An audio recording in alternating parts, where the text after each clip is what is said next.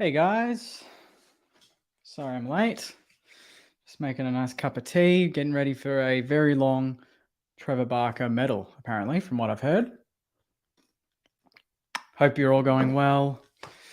Hope the stream is working. I have no idea. It's been a while since I've done a live stream on Facebook and YouTube, I feel like.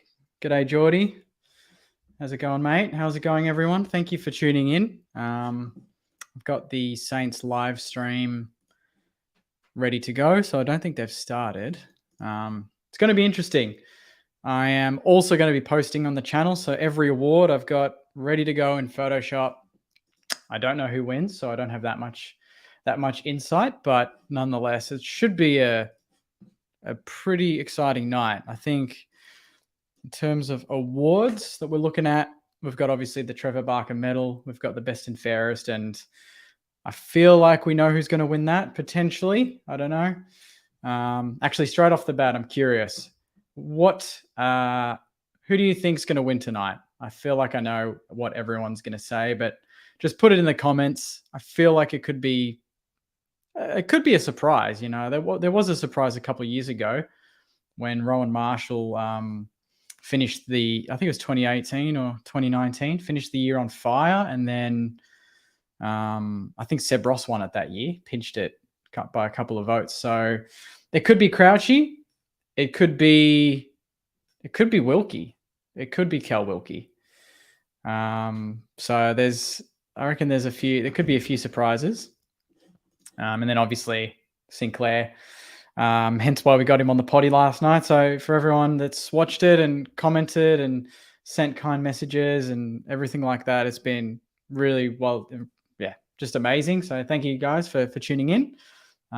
If you haven't, little plug, it's on all streaming platforms and also on YouTube as well. So feel free to watch that when you want. And yeah, we'll just wait for the club to get started on their side. I'd be curious to see. I spoke to someone at the club yesterday, and they did inform me that it would be quite a big night, because I think this is the first in-person best and fairest since 2019. So it's been a while since they've all been in the same room, Crown Palladium. The last couple of years has been obviously COVID affected, so they've been streaming it. And I think the same with the Brownlow and All Australian Awards. So I think they're definitely going to take every bit of this and make it a fun event, hopefully. So I think it should be ready to go very shortly.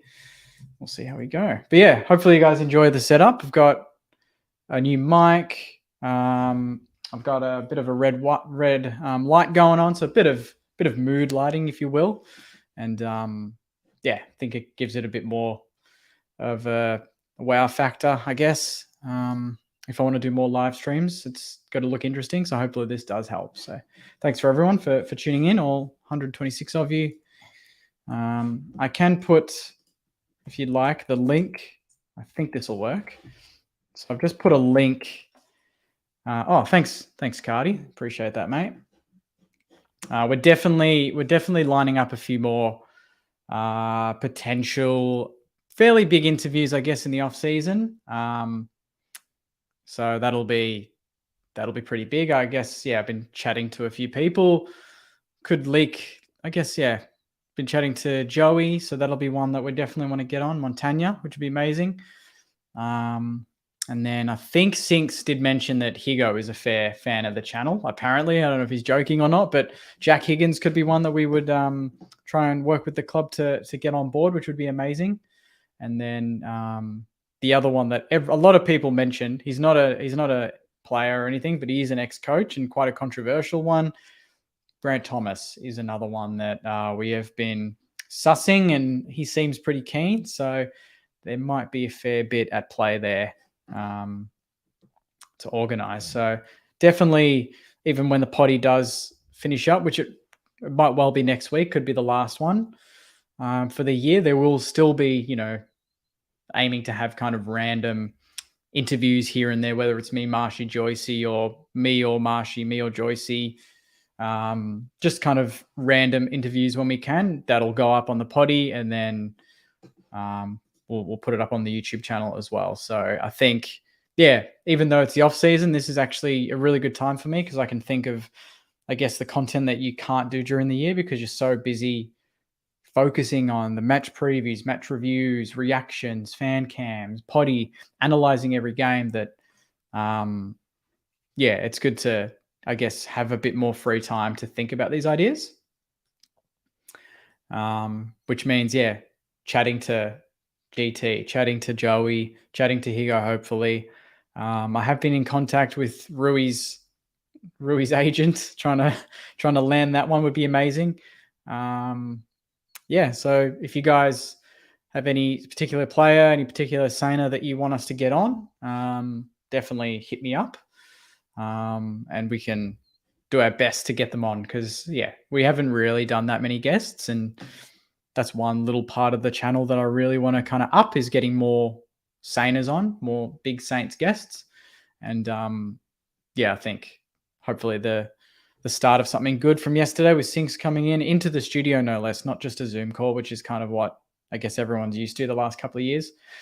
Fraser Gehrig, well, that could be one. I have been in contact with the G, not specifically for the podcast, but for a couple of other things, but could be one that we could get on the podcast potentially next year because next year's a big year for the club. It's the 150th anniversary, obviously. So, and it's going to be, I think, next week, episode 99 of the podcast. So we're probably going to leave it on 99 and then launch 2023, 150th year anniversary, 100th episode of the Saints TV podcast, which would be really cool. So, and hopefully line up a few big guests there as well. So, yeah, there's a lot planned, a lot going on, and obviously a lot going on with the club. So, you know, we'll see what happens. I heard today that apparently Ben Long has told the club that he wants to go to the Gold Coast. That's something that's happened. So there might be some interesting chats tonight with him wandering around the room, but you know, not really surprised. We haven't really given him, I guess, the opportunity or the offering that he wanted. And Gold Coast are losing Rankin. They need a small forward that brings pressure, and he's got, you know, a bit of potential. And, you know, Benny Long on his day is a pretty damn good player, but we just haven't seen that too often, I guess. I'll go through some questions here. Cardi, look at that photo, mate. Look at that Mo. He's got the Max King Mo going. Do you reckon we'll finally see a logo change for our 150th or not? I heard there was a few big things in the works. I think even Sinks mentioned yesterday that he's kind of been trying on a few different, I guess, Guernsey designs. So that's a big one. Is what are we going to do with the crest? You know, how's it going to look? Are we going to go very traditional? There's so much there that that could happen. He obviously couldn't give anything away, but the fact that they're already doing that this early in September, I think that's really exciting. Logo change would be really cool. I think most clubs, when they have an anniversary year, they do that. I don't know can't remember if Essendon did it this year, for example, but yeah, they didn't really have a great year for their big anniversary, but hopefully we can turn it around and have a better year next year. Absolutely. Kenny's asking, do I reckon Cal Wilkie is a future captain? I do. I actually do think that Cal Wilkie could be a future captain. He's got all the traits. You know, he's consistent. Not only is he consistent on the footy field, but you can see that he's quite vocal in the back line. And when things aren't going our way, he's really dictating play, and he's not just putting his head down and worrying about himself, which I think sometimes we tend to do when we're under pressure. But yeah, I think that depending on, it could be co-captain, you know, it could be co-captain with Steely. It doesn't have to be just one captain. I think that even Steely, in his interview with Lenny Hayes that the club released a couple of weeks ago, they did mention that could be some sort of a co-captain thing. So yeah, I think Wilkie could definitely be captain or co-captain, either or. And Sainers, by the way, if you've got any questions, just put them in the comments, and I'll go through them. There's quite a few already, so I might just scroll to the top and just see what we got. Buy some time until the Sainers start their live stream, which they're running late. Not good enough, Sainers. Come on, we're all waiting.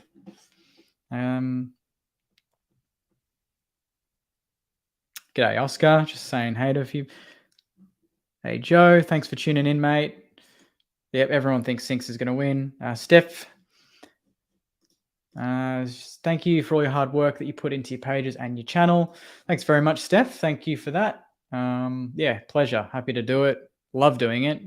Doesn't feel like it's not a chore or anything. It's just it's a hobby, and yeah, it's amazing. What's this? Liam, Jake, are Saints TV winning a fan? I don't know if you're referring to my comment, but I know that the AFL have done fan awards recently, asking fans to vote, but all the fan awards are for like Mason Cox's Instagram page, and it's actual footballers that are in social media. It's not quite fans, which is a little bit annoying because I've been chatting to a few other fan channels, and we think it'd be really cool if the AFL could acknowledge, I guess, the footy fan channels that are on YouTube, whether it's mine, there's Blue Abroad out there that's fantastic for Carlton, Pies Nation, the Bloods for Sydney. Obviously, you got Cardi doing his own individual stuff, which is amazing. So there's a lot of like potential to be some sort of fan award. So I think if that ever did happen, that's like a big tick. That's the AFL really looking at these sort of fan channels and taking notice of them and not kind of looking down on them, which I think, sometimes it can be the case, but I think we're slowly getting somewhere. The fact that we can get players on the potty and hopefully get some big names on the YouTube channel in the next couple of months is a really good start, but hopefully it's only the beginning and it can get a bit better and bigger. So Geordie reckons Sinks, Crouchy, Wilkie, Higo in 4. Really, mate? That's a big one. Higo. I mean, he started the year on fire. Yeah, he was like close to leading the Coleman after round 5 or 6, I think, with Kingy. But yeah, Higo at 4. I don't know. I think his tail end of the year was a bit slower and he missed a few games. So I don't know if he can carry that through. I think Membry's going to surprise. I think Rossi as well will do well. And Steely. We haven't even talked about Steely yet. White Shadow 59. Congrats on getting Sinks on the channel. Yeah, thanks very much, mate. That was a lot of planning. There was a chance that he couldn't make it on, but yeah, in the end he could, and so glad he could. It was awesome, and he didn't just stay for 5 minutes. He was willing to chat for almost a good hour, which is amazing. The night before, a pretty big event for him, and I did ask him. I think I asked him off air if he's got a speech written for tonight in case he wins, and he chuckled. He's like, "Nah, I don't write speeches. I'll just say whatever comes to mind." So that's pretty sick. That if he does win, he's gonna go off the cuff. Underrated these days. Am I doing a November draft live stream? Hasn't really occurred to me, to be honest. Live streaming on YouTube has not been something that I've actually looked at doing too much. I've kind of been focused on Facebook Live. That's how I started doing my reviews. Facebook Live. Haven't done much on YouTube apart from actual pre-recorded videos because I like to edit them, make sure they're right, put them up. But I think, if this goes well and if you guys are interested and there's a good reception, good response with this sort of stuff, then I'll definitely do it more. I'd love to hear your thoughts as well. If you'd like different types of content, if you want to see more of this sort of stuff, anything at all, let me know, because this is the preseason for me as well, and I get to kind of, I guess, review all the content from this season and say like, that didn't go well. Player ratings, was that successful? Do I continue that next year? Saints TV Weekly, which is actually going pretty well at the moment. Is there anything that can be tweaked there? So the best part about running, I guess, your own channel is you can kind of just improve it, change it, adapt it in any way you want, which is really exciting. We better do well for our 150th year anniversary, unlike Essendon. Yeah, well, you'd hope that we'd do better than this year. Absolutely. We really need to channel the inner Saints vibe, get all the old boys back to the club. We've got Lenny back, which is great, but let's get a few more, familiar faces and get a good vibe going at Moorabbin. Sinks is going to win by the length of the Flemington Straight. Could. I think not. He's not going to win as easily as, say, Steely last year. Like, Steely was guaranteed. This, I wouldn't actually surprise me if Wilkes pinched it. just because I think, Sinks has got the All Australian under his belt. He's got the jacket. He's got the green jacket. Wilkie made the squad, but he didn't make the full team. So it wouldn't surprise me if the club's like, all right, Sinks, you've got the green. We're going to give Wilkie this medal. You're going to finish runner-up, but you're going to get the Dare Saner of the round or Saner of the year or whatever they call it. So I think, I don't think it's as predictable as last year's, which is good.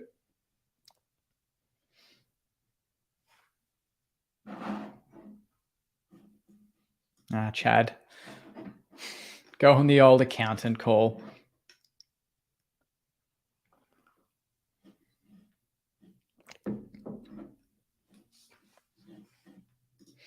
I'm assuming you're talking about the Saints stream. I don't believe so. It's on there. If you go to their saints.com.au, it's literally the first link. So I think they're probably just waiting for everyone to tune in, and then they'll kick it off. This is an interesting one from Jim.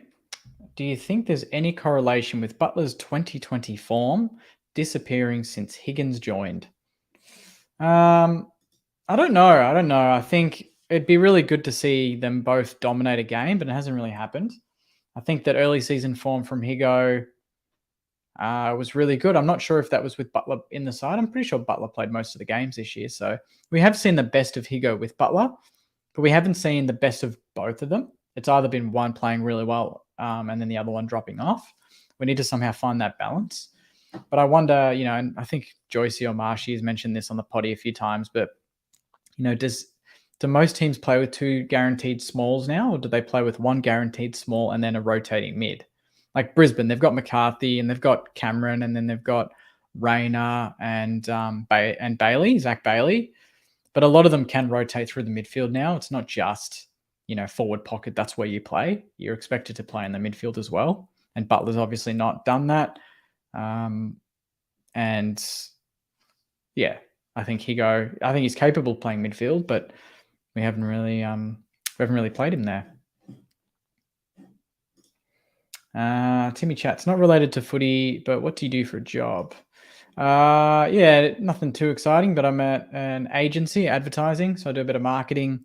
Hence why I'm kind of, I guess, enjoying what I do with Saints TVs, because a lot of it I've, done in my full-time job, making websites, camera work, editing, Photoshop, all that stuff. So I get to learn on the job and then implement it for the channel, which is cool. Who's going to fill the void if Brad Hill goes to North? Well, I'd like to think Nasar Wanganeen Malera could play off halfback and get a lot of the ball and use it well. So I think he'd be the first in line. Leo Connolly didn't play this year, but he did finish second at the Sandy Best and Fairest. So I still have faith in him, and we could always put Hunter Clark there, and he won't generate that sort of run, but that's where he played in 2020, and he was amazing. So I think we've got a few backups. I don't think it's as bad as what people think. Favorite Guernsey design? That's a tough one. I've got them all hanging up there. I think it would have been 09 or 10, the home one. Well, no, actually, no, the 2010 away, but we did wear that, I think, in the granny. So it's hard to I want to like that one, but then when I think about it, I think of, the draw and then obviously the loss. So it's a bit of a double-edged sword, that one.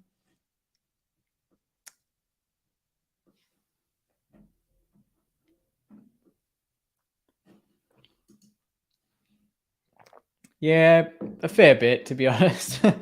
But who doesn't love Lenny? I think it's just kind of a global, global appreciation of Lenny.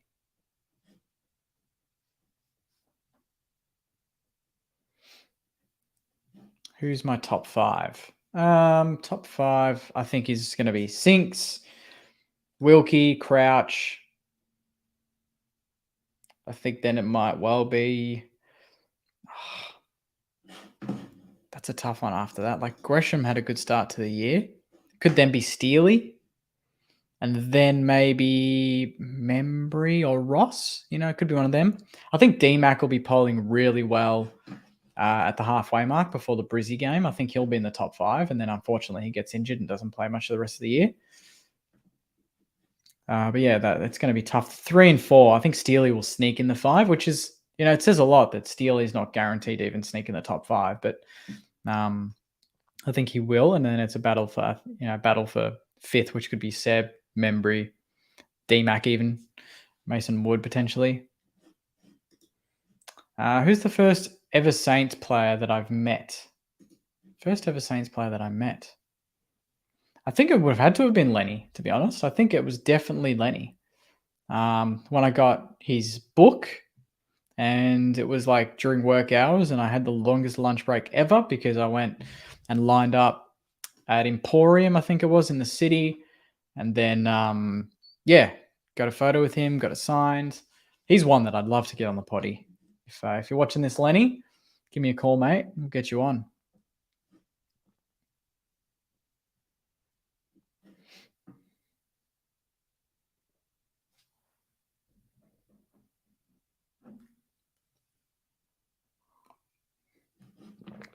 Any harm in actually starting this? Oh, it's going to start at it's starting at 7:30. Okay, fair enough. Good to know. Any news on Jack Hayes? No, I think he's all good. He was one that, you just wonder what would have happened to our season if he had have actually continued playing. And like the way he started his career, like bloody amazing, but injury got the best of him, and I'm just glad that he's up and running and he's ready to go for 2023. I think having King, Hayes, and Membry and Marshall and potentially another tall, they're resting. With Marshall as the main ruck, could be quite potent. So we've always looked for that extra tall, and I think it's no surprise that when Hayes was playing, King was in like the best form of his life so far, best form of his career. I think he kicked 3 games. He kicked 4 goals in 3 of his first 4 games, and I think most of those games was when Hayes was playing as that pinch hit in the ruck and then that second or third tall in the forward line. So I think he helps us a fair bit more than what I guess we realized at the time, but the season has panned out the way it has, and he's going to be a very valuable player moving forward.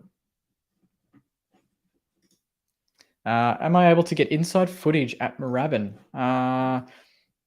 What do you mean? Like training, interviews, that sort of stuff?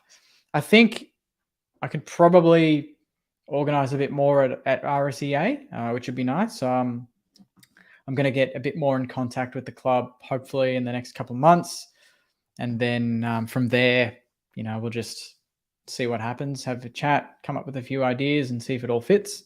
Obviously, during the season, it's really difficult because I'm focused on the reviews, focused on the games, and obviously then the players are focused on the games, and the coaches and the marketing team's focused on their stuff. So it's hard to kind of find time where we can all sit down and get something done. But like I said, off season now, it's going to mellow out. A lot of the boys are going to go away on holiday, go to Europe, enjoy a break. That's a good time to brainstorm with the club.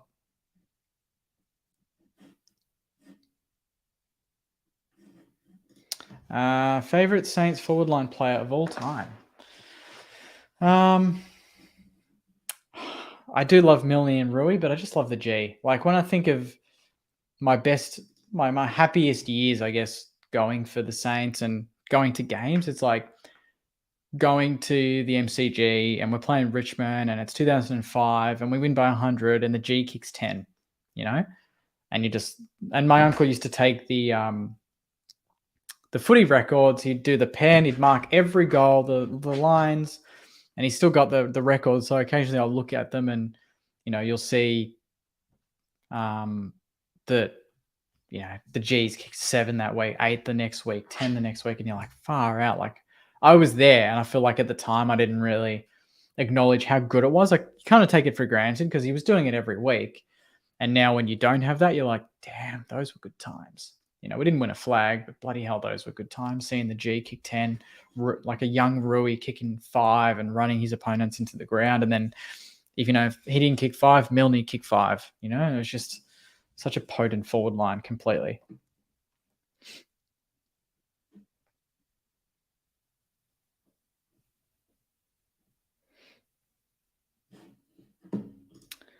I'm assuming you mean Hunter Clark. I haven't heard anything of him wanting to leave. If anything, I've just heard that we were kind of looking at, if there was any decent offers, we would consider it. But I guess, like a lot of people have said, that, if someone offered you 2 or 3 first-round picks for any player, you'd probably consider it. It's just a matter of if clubs are willing to go there. And I think the only way we would even come to the party is if someone was offering a first-round pick for Hunter Clark. But based on his form this year, I don't think it warrants that. There's no way he's a second or third rounder. You just keep him and develop him. He's still young.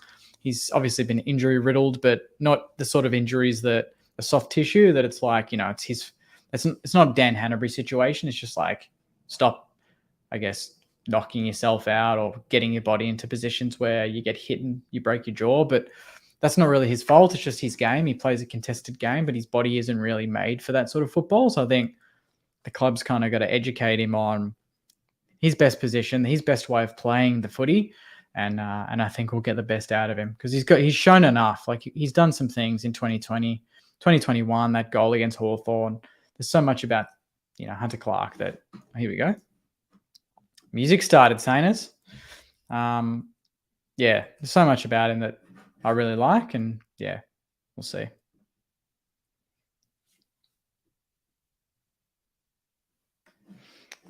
Favorite non-Saints AFL player? That's a toughie. I don't know. I do rate Zach Bailey. I do like Bailey. I think the fact that he can go into the midfield and do what he does and then go forward and kick a few goals is very dangerous.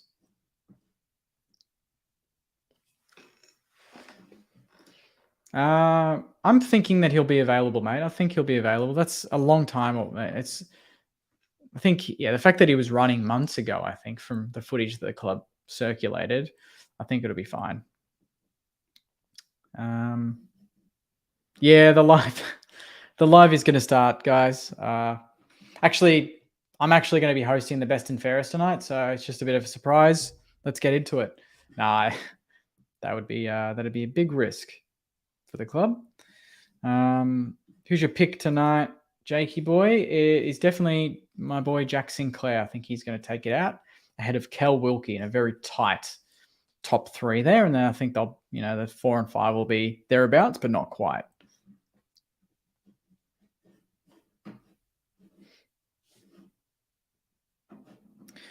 I think it's about to start, Alicia. I've got the music. They've definitely started the live stream. They're playing the music. So I assume in the next couple minutes, 3 minutes to go, it'll start.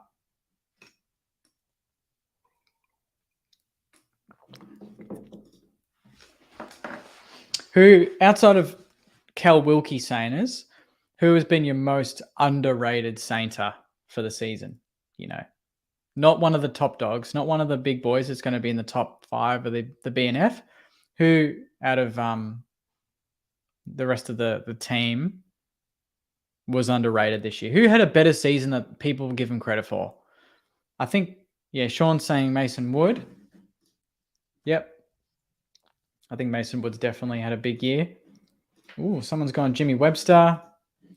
Cardi's gone Battle. Yeah, I mean, he's been finally put into that centre half back position, mate, which is what we wanted from, how long ago, 2018 he played there when I think Dylan Roberton was injured, or Jake Carlisle, was injured, and he excelled. Jeez, they're pumping this music. I had to put it down. Is this the St Kilda marching band from Marvel? Are they playing that? I'm only kidding, Sainers. I'm only kidding. Don't ban me. DMAC, yep. Longy, of course, Longy. Windy, yep. Windy season was exceptional. Crouchy, he's going to be top 3 in the BNF, so we're not going to take Crouchy. DMAC from Beck. Yep. DMAC again from Craig. You got DMAC from Josh. A lot of DMAC love. I think he's going to feature pretty heavily tonight. Mason Wood. Good to see Mason Wood actually get a lot of credit for his season. I think he was a lot better. Like that Brisbane game, 4 straight. Almost won it off his own boot.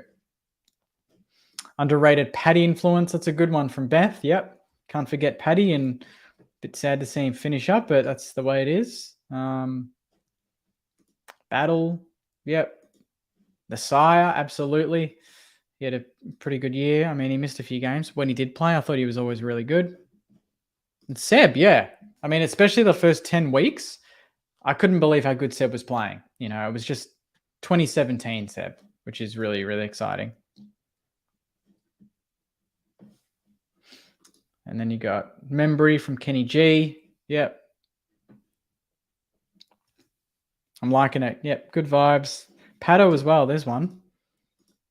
He was a bit of a mixed bag this year, I thought, but I think, yeah, he always, you know what you're going to get from Pato. He's always accountable. He's not attacking. He always puts his body on the line. And more times than not, the opposition smalls, they don't get hold of us. It's more the talls. I think we still need to get another tall defender. Here we go. Starting Saners. Just letting everyone know. Some highlights are kicking off. Yeah, I mean, he only played there probably the last 3 or 4 weeks, but definitely I think he's growing into that position. So it'll be interesting to see if we keep him there or if we get another tall defender in, we revert back into the forward line.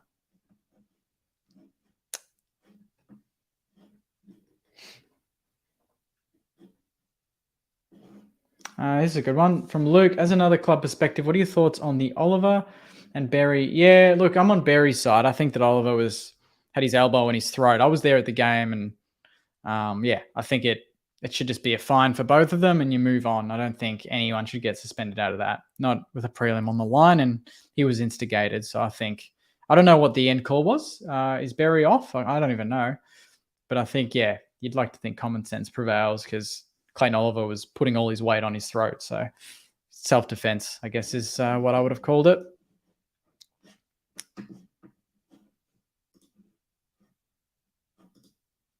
They haven't been underrated, mate. They are rated. They're rated A graders. They're both All-Australians. That's how much they're rated. Cal Wilkie's still not an All-Australian.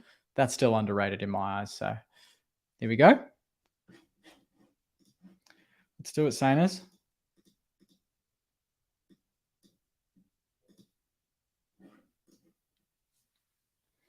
Just straighten. Oh, no, you can't. Yeah, that's fair enough.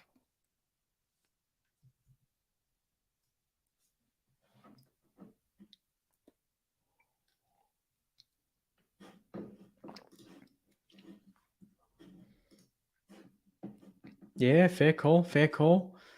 He kicked over. How many goals did Kingy kick this year? 50? 50 something?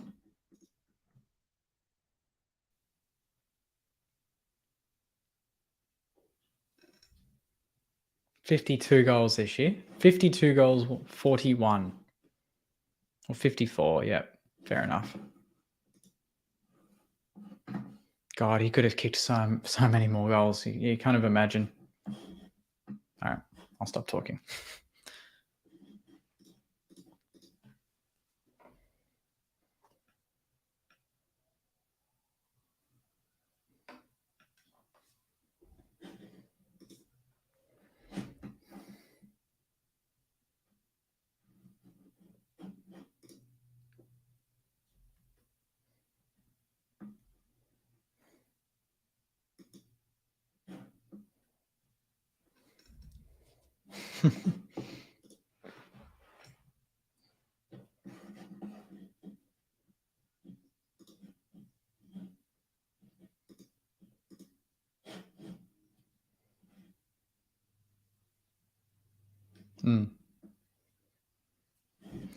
Yep, I agree with that.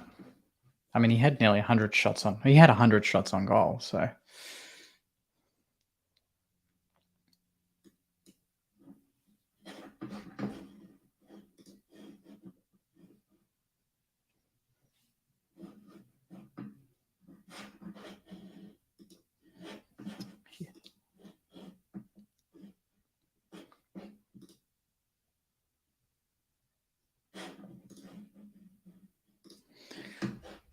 Out of the awards, Saners, let's go through them. We've got lifetime membership. There's going to be a couple of those tonight.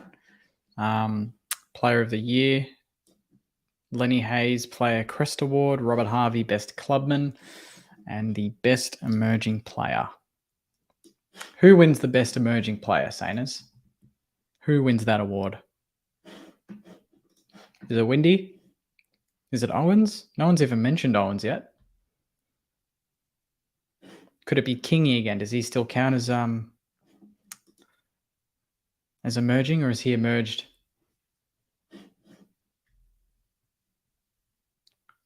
Windy for sure. Yep. I should even just get that post ready, shouldn't I? Because it's definitely going to be Marcus Winhager. See me on the job, Saners. Might as well export it to get it ready.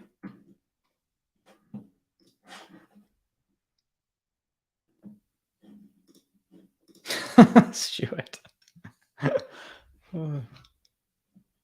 I don't know what I love better, the actual comment or your display picture. I think both.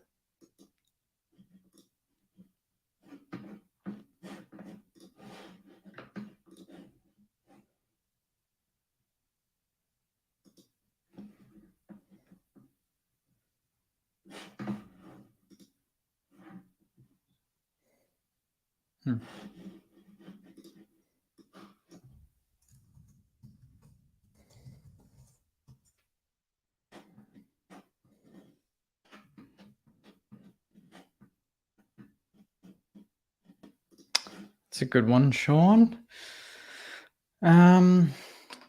It's a bit of a mix. So generally, I'll do a fair bit of my own, but lately I've kind of been, I guess, trying to create a bit more of a team behind the scenes to help me with a few things. So like this best and fairest stuff is all templated for me. Obviously my feedback, but I've got a designer that does an amazing job. He does all the merch as well. That's Oliver Platt.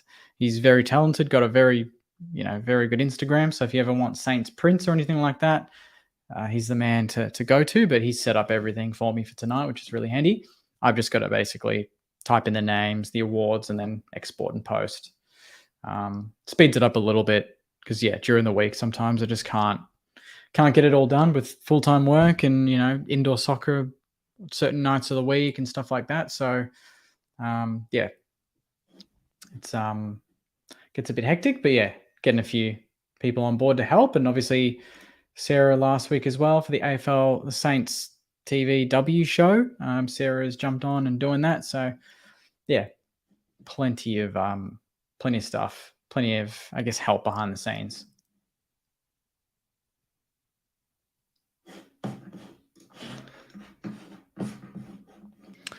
Let's get your thoughts on another award, Saners.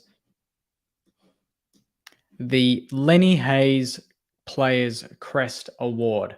Who is winning that? I think that award's basically like, most determined, that sort of vibe. Lenny Hayes Players Crest Award. Who is winning that? Put it in the comments. I want to see.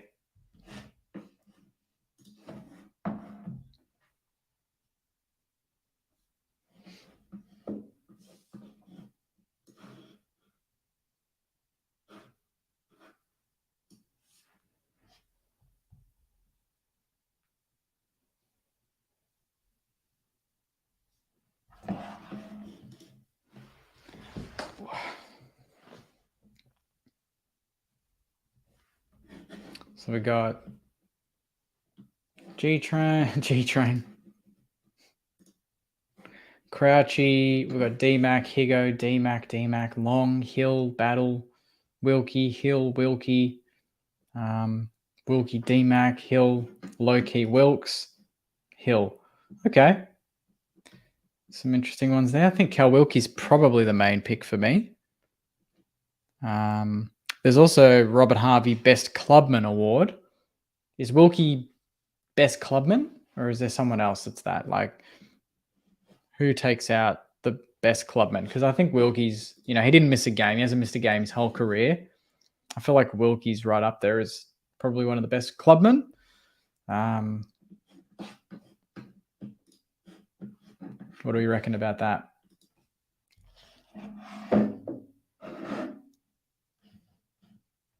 I thought she was about to actually announce it.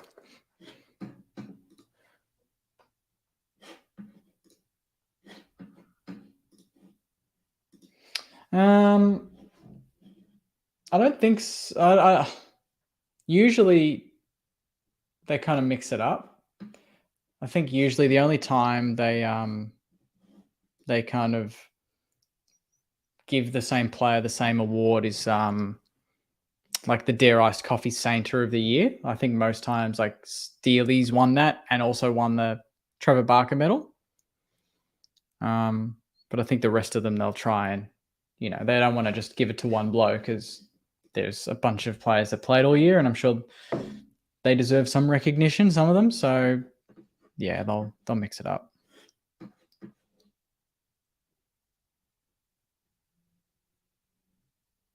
Trevor Barker's mum's in the house. That's amazing.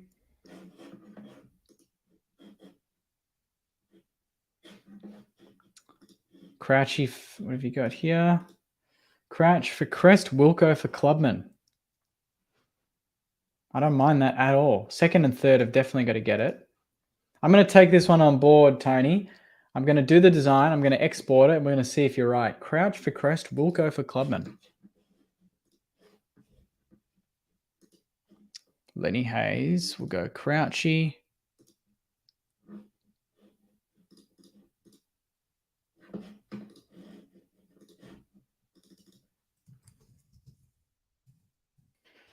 Crouch. I think this is going to end up being my longest stream ever. I've never done... I think, fan cams a couple of years ago, that was about 2 hours, but not what this is going to be, which I think is going to be over 3 or 4.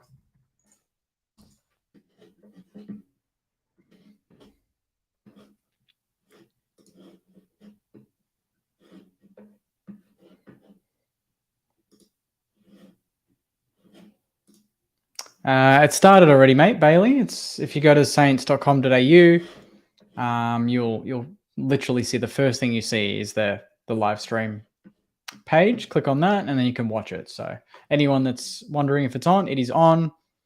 They're still going through the intros and the formalities, but hopefully we can get stuck into some actual votes shortly.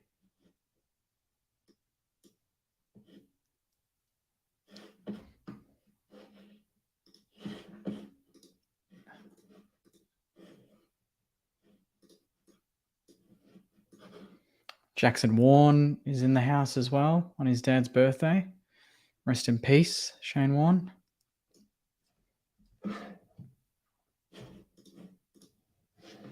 Mate, that is... Look, if I had 20,000 subs like you, mate, I'd be streaming... I'd be doing the Truman Show, okay? I'd be going full stream all 24/7. That's what you got to do. Do a full year live stream. I dare you. I dare you to do it. The Cardi Show.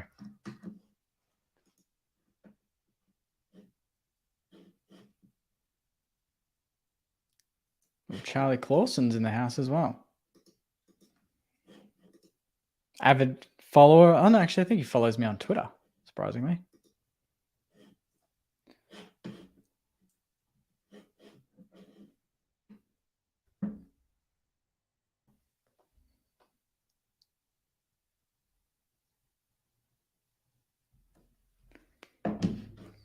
Ah, yes, the silent auction.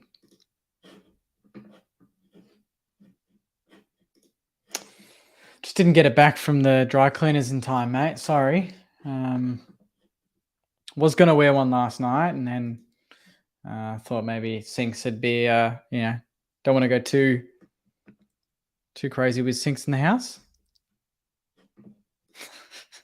The ducks. Like, it's just to the dry cleaners. Completely forgot it, mate. Anyone bidding on jumper auctions? Yeah, they always start so high. I think someone was telling me the other day that there was a Nick Rewalt one or something. It's like 20,000. Like, it started at around 10 to 15 grand. Absolutely nuts.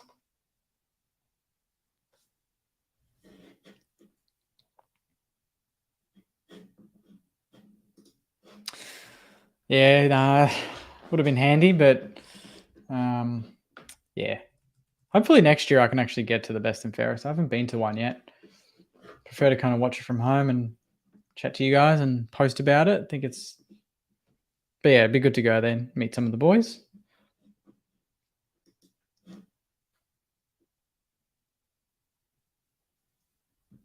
All right, come on, get over these formalities. Just get straight into it.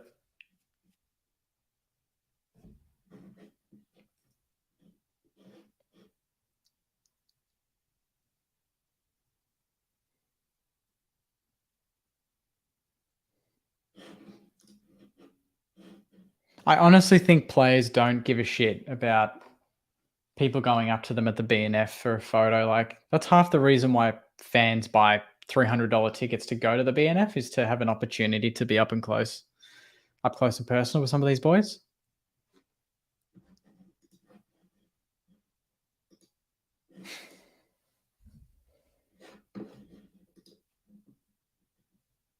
Oh, yeah. No comment there, Darren. No comment, mate.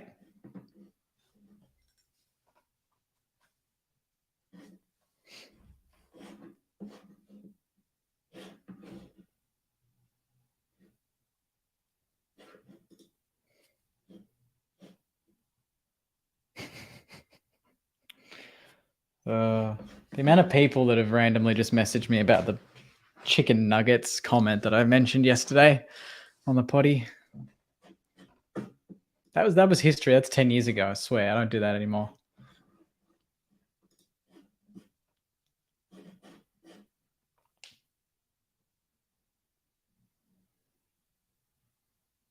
I reckon Dara Joyce will get picked up again. Certainly, I think there's a few teams out there. Although I actually think he was pretty good for us when, like, he was asked to play.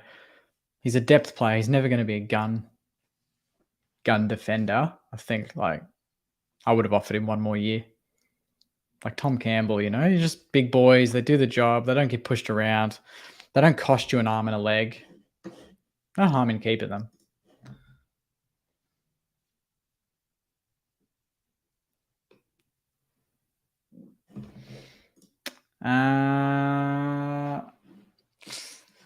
That'd be a long way into the future, I reckon, mate. I think there's still a lot of people at the club that probably don't really want GT in charge. I think he's pretty happy to just comment from a distance at this point.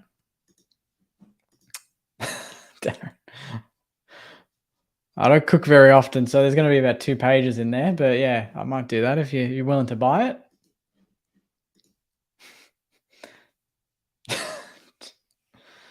Jakey, I booked in the therapy session after hearing about your Macca's habits. Like I said, mate, that was 10 years ago, 15 years ago now. That's not me anymore. Not me.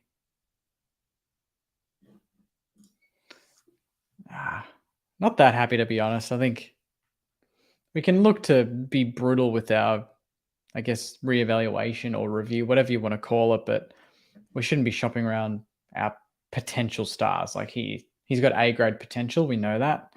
He's not the sort of player that I would be shopping around.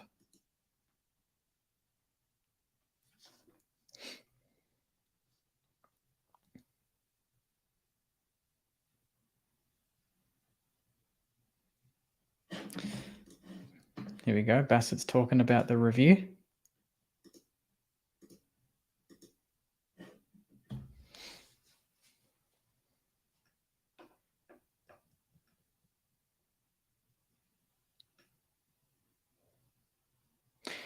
See, this should have been done end of last year. They should have done the full review end of last year.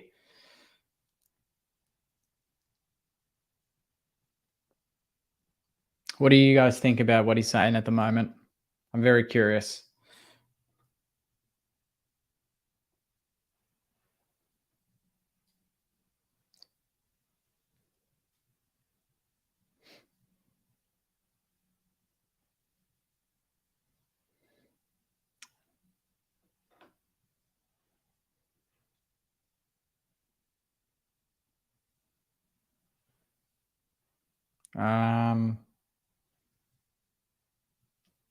Yeah.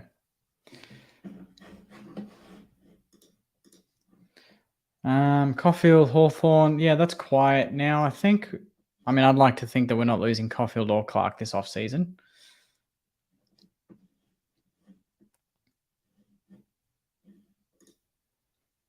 Thoughts on Bassett hurting or helping?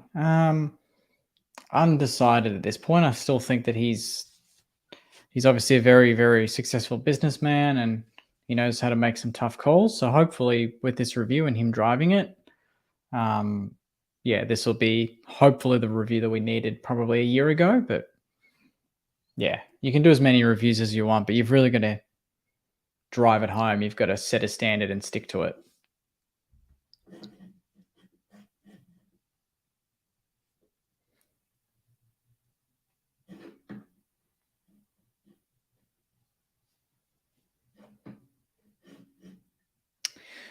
Here we go from Bassett. All done.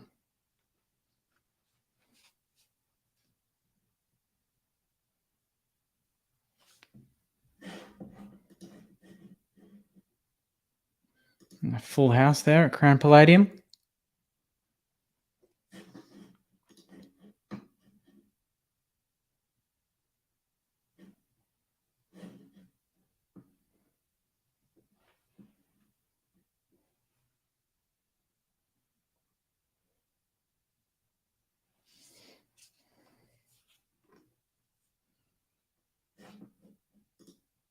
G'day, mate. Welcome aboard.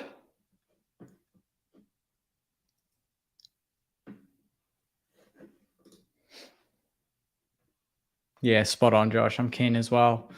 That was hard to take when he injured himself in the preseason because his form at training and in the intra-club games was next level. He was looking like he was going to break out this year. He had his speed back, which he's lost since 2020, and like the fact that his form was that good up until that point just made it that much harder to see him injured.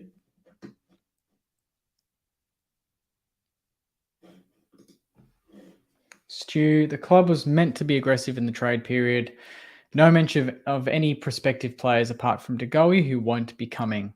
Yeah, they're definitely keeping their cards close to their chest this time around. I wonder if there's a few other things in the works. But I think what we need to do is kind of dictated by outgoing, so we need to know what's going on. We need to know what players are leaving because I think our draft hand at the moment's not really that strong. So, the fact that we're shopping around a few players, I think that's, our method of trying to get back into the first round. We've got obviously pick nine, I think, but we want more because we have given away a fair few first, second, and third rounders in the last couple of years to get a few players in. I think Brad Hill obviously was pick 8, wasn't it? So, and Blake Acres on top. So there's there's a few mistakes that we've done over the last couple of years, but I think we need to find out if we can get anything for Longy, if Hunter Clark goes, if there's anything like that. I think that'll dictate where we go. Because it looks like a lot of the players that I was interested in getting, they're nominating other clubs. Hopper, Taranto, DeGoey will stay. Bruin. Then you've got Griffin Logue from Fremantle that I rate super highly because he can play both ends and play them very, very well. There's, I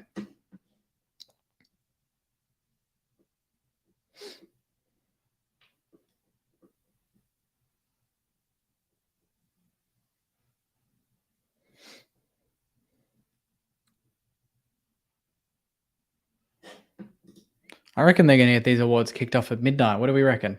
This is going to be an all-nighter. I'm going to need more coffee.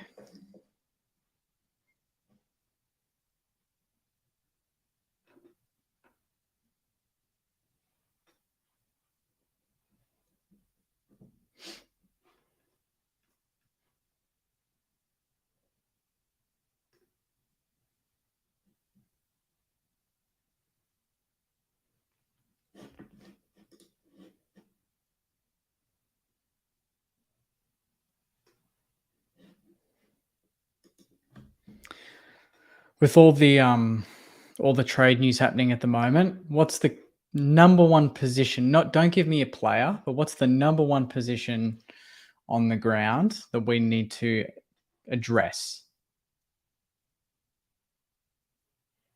What's the number one position? Is it forward? Is it mid? Is it ruck? Is it defense? What is the key position that we need to look at to address? Chad reckons centre half back. Key defender or a mid with pace. Graham reckons a mid. Shane reckons another inside mid. I'm not sure about that, mate. We've got that many inside mids. We're digging a hole in the bloody centre ground. Full back or explosive inside mid. Forward, solid centre half back. Full back and wing. That's from Stu. Explosive mid. That's from Cardi. Absolutely. I think that's the one. Hence the interest in JDG.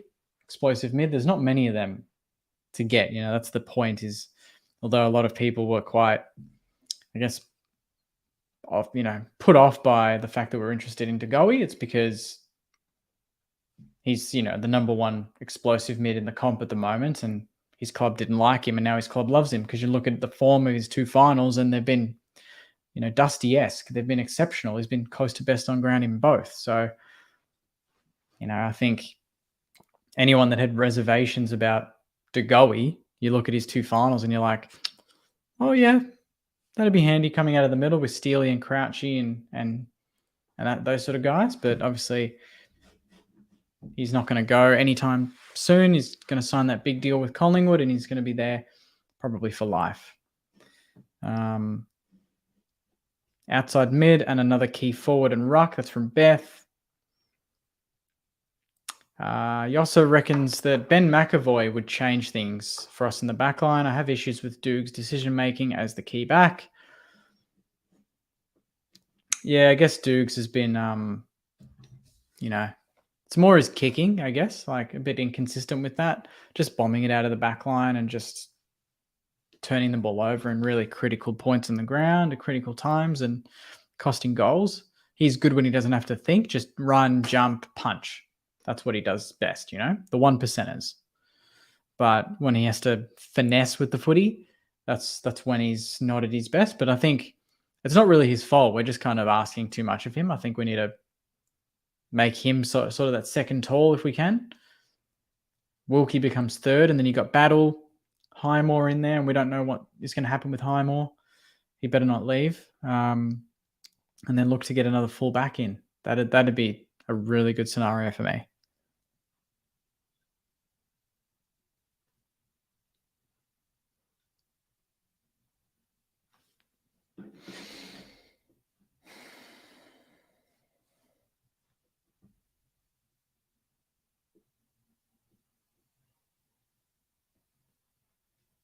Yeah, Rory Lobb as well. But he would ask for a fair bit of money.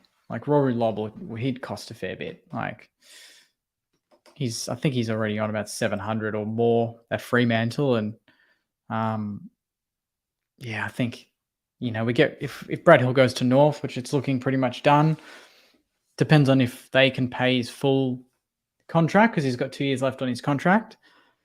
And if they don't, and we have to chip in 300-400K or whatever it's going to be, then I don't think we can afford to bring in someone like a Rory Lobb. But if we lose a Ben Long, if we obviously lose Brad Hill, obviously Hannah's has retired, Paddy has retired, Jaron Geary has retired, but delisted Joyce. We might well delist a couple more. There's a fair bit of money there that's been freed up.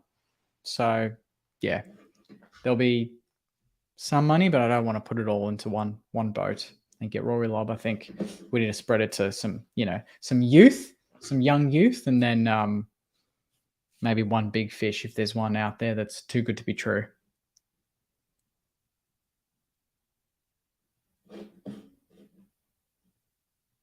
Which non-Saints player under 21 would you want to bring to the club?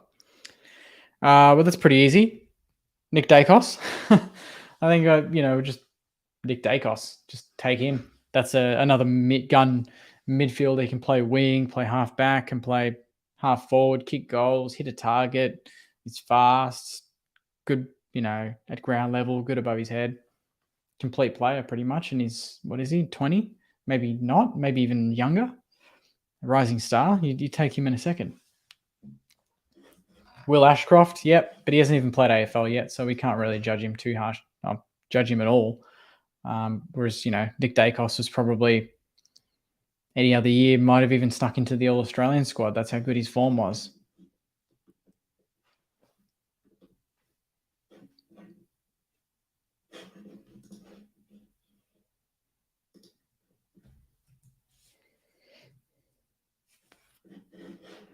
DeConing from Marcelo, he reckons. DeConing from the Cats would be good.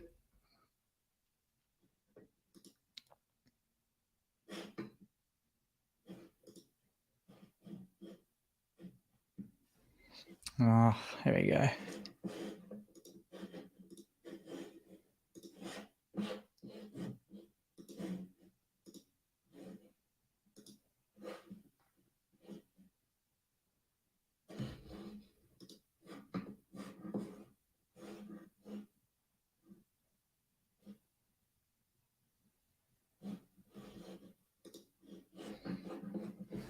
Dunkley.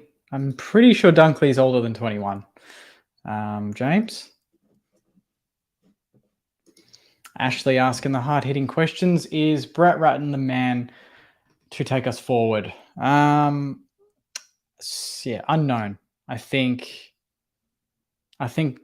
he knows how to play fast, aggressive, exciting football, but I think it's something that I think, and even Carlton fans agree. When things are going your way, you get to play on your terms. We play the best football in the competition and we look dangerous. And then it's all about, when teams slow us down, if we're forced to chip it around, if we're forced to go down the line, play under pressure. The game's just ugly. And it just seems like we go into our shells. We don't want to play that way. And we get upset and then the game turns and we obviously get distracted. We can't stay focused. We make mistakes. And then we start worrying about our individual games and not our team game. And that's when we're not competitive at all. We just get done, get absolutely smashed. But the best games this year were obviously, Hawthorn, Geelong, Carlton. Those were kind of the key standouts. Richmond, second half, these sort of games where the team played together. And obviously Ratton had a big say in that. But it's just, I think it's a good start to get Lenny Hayes. I think this is the year where Rats can just hopefully clean house and focus on his team around him, not the players, but actually his coaching team. Because I think since he started, a few of the coaches were there under Richo. And I think now we can hopefully start kind of getting the players and the coaches that he wants. Corey Enright was a big one. And obviously Jack Sinclair on the potty yesterday gave full praise to Corey Enright for what he's done so far with the back line. And we can all agree that our backline's been in really tip-top shape this year. And I think midfield, we've got Lenny Hayes now, which is great. And then forward line, I think forward line coach is something that we need to look at. We'll just look at that department really carefully because I think our forward line on paper is super dangerous. But there's sinks there. D-Mac. But yeah, we need to hopefully address that in the off-season. Thoughts on Leon Henry? Freo looks to be available. Very fast ball mover, not mother. I think would be a good asset. We need that kind of dashing speed. Yeah, I mean, any speed would be good for me, honestly. Agreed. Same, mate. I thought he'd definitely be one we'd be looking at.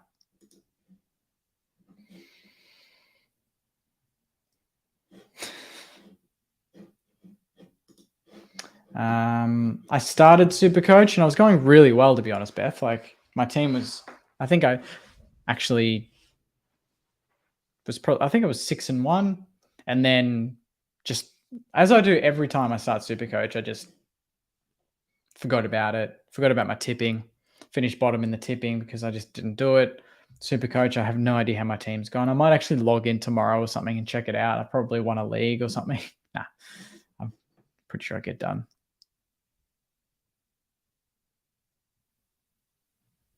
It's getting emotional here.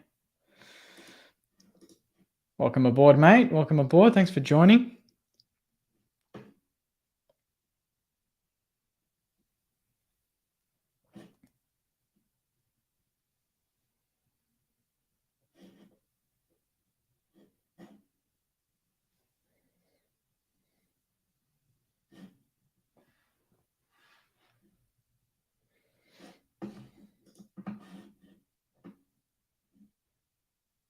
Berry overturned. Is that breaking news? Is it, Graham? Is that, as we speak, is happening? Because that is huge. That is justice.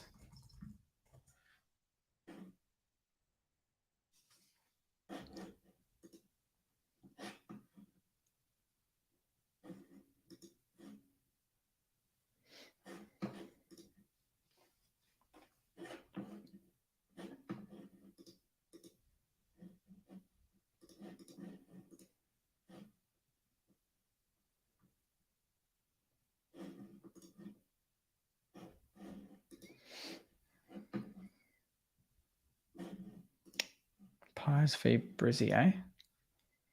And what are the prelims? You got Brizzy, Cats, and then Sydney Pies.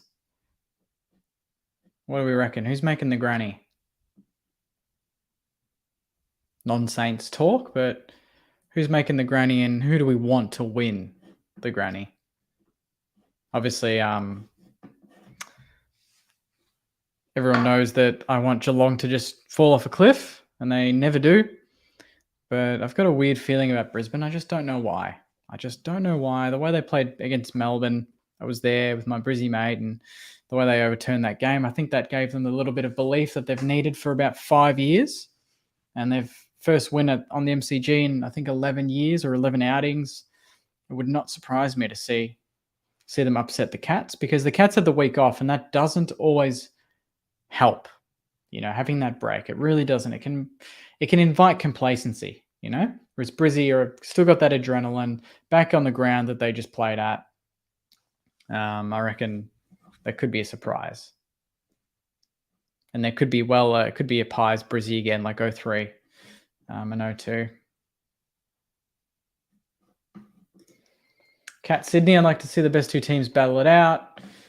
Yeah, that'd be a ripper. And to be honest, I'd probably tip Sydney in that game. I actually think I might tip Sydney in any game they play at the moment, the way they're going about it. Like, they've just got the perfect balance of defense and attack. And it's just that's the sort of game style that I want us to go for. I think Melbourne style was great for a season and a half, and I think already that's a bit outdated. And I was telling this to my Brizzy mate last week. I was like, I have faith in us, because the way we play at our best is the way Sydney plays at their best. It's just that Sydney's best is obviously way better, hence why they're in a prelim and we're not. But like, we're attacking and they're attacking.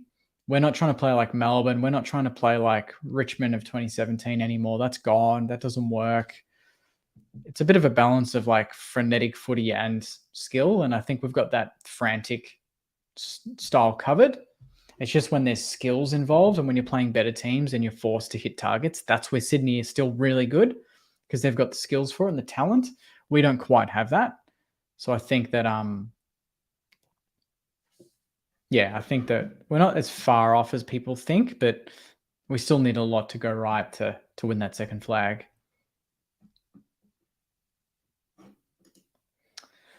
Remember when Sydney and St Kilda were bottling it? Yeah. Let's not. I could just let's not reminisce too much, Cardi. It'll be a depressing night, mate, if we do that.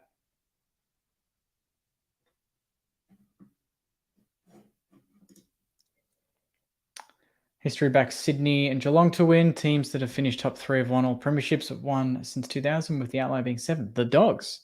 There you go. Good call.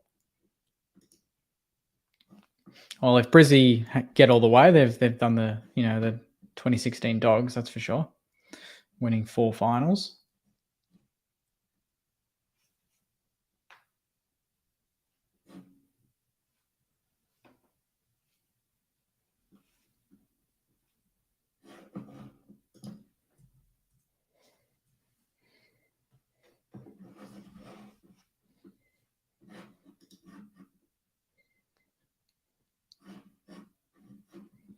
All right, Kev, take it easy, mate. All right, this is a Saints Best and Fairest video, so just take it easy in the comments, or, Godfather's going to come hunting.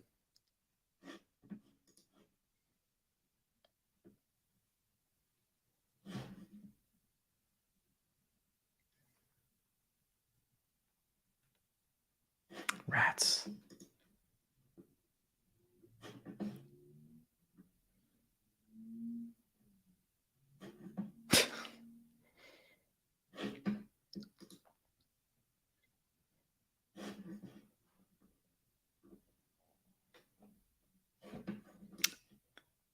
Jeez, I can't believe it's already been an hour and 12 minutes.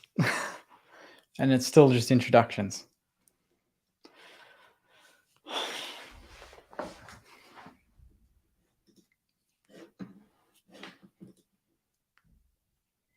Non Saints talk again, just to get us through this intro because it's taken ages. Has anyone watched Severance? This is completely non-football. I'm just curious. Has anyone watched the TV show Severance on Apple? I think it's on Apple Plus, Apple TV, whatever you call it. Very curious to see.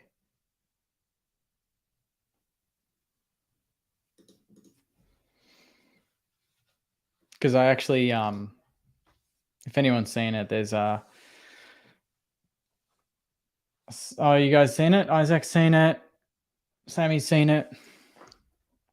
I liken it to, imagine going to the footy, and then when you get into Marvel, the chip activates. Okay, so I'll give everyone background. Severance is basically a TV show, and when you go to work, you don't remember your outside life, and when you're in your outside life, you don't remember your work life. So imagine going to the footy, and like the chip activates, you become a mad saner. Say we lose by 100 points, you're depressed, you're sad, but then you walk through the turnstiles at Marvel again, and the chip activates in your brain, and you've immediately forgotten everything that you've just witnessed at Marvel, and you're not a saner anymore. Like, imagine if that was like a real thing. That would be nuts. But yeah, Beth, anyone that hasn't seen it, Severance, watch it. You can get a 7-day trial on Apple Plus, and you can watch it it's 9 episodes. They're some of the best episodes I've ever seen. Cool. I think that means they're about to start, hopefully.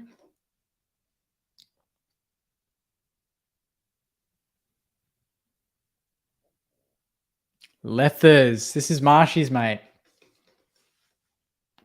I think we saw Marshy had a chat to Lethers at the AFLW game on Sunday, and he is apparently keen to come on the potty. So that would be a very, very interesting chat with this man right here talking with us in the studio. That would be pretty interesting.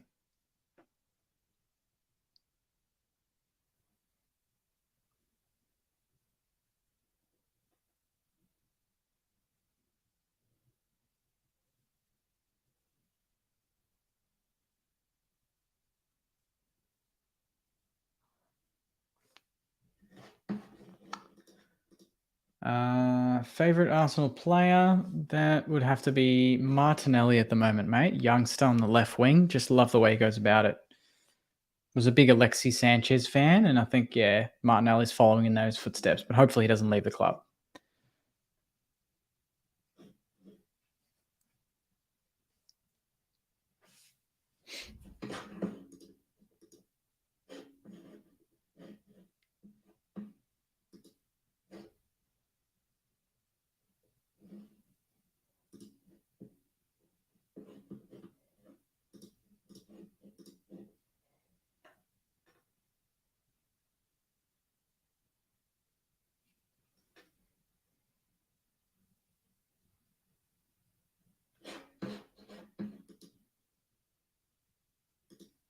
Yeah, he's a gun.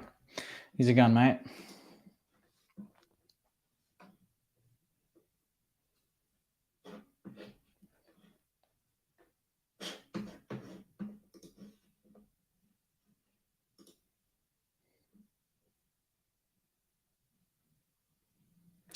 So this is life membership. Who is it going to be?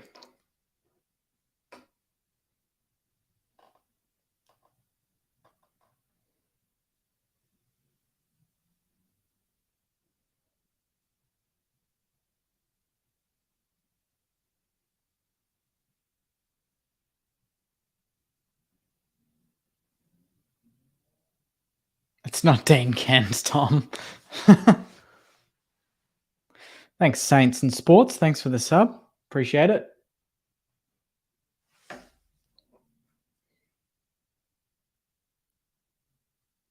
Tony Brown. There we go. Congrats, Tony Brown. Life member. I think there are 2 life membership awards. tonight. Didn't know Ken retired in 1997. Some of these comments are bloody funny. Tony Brown is a true saint to DK. Absolutely. Well deserved. No, we're not doing a Hall of Fame, mate. Cardi, I'd read that one out, mate, but I don't want to stir anyone up.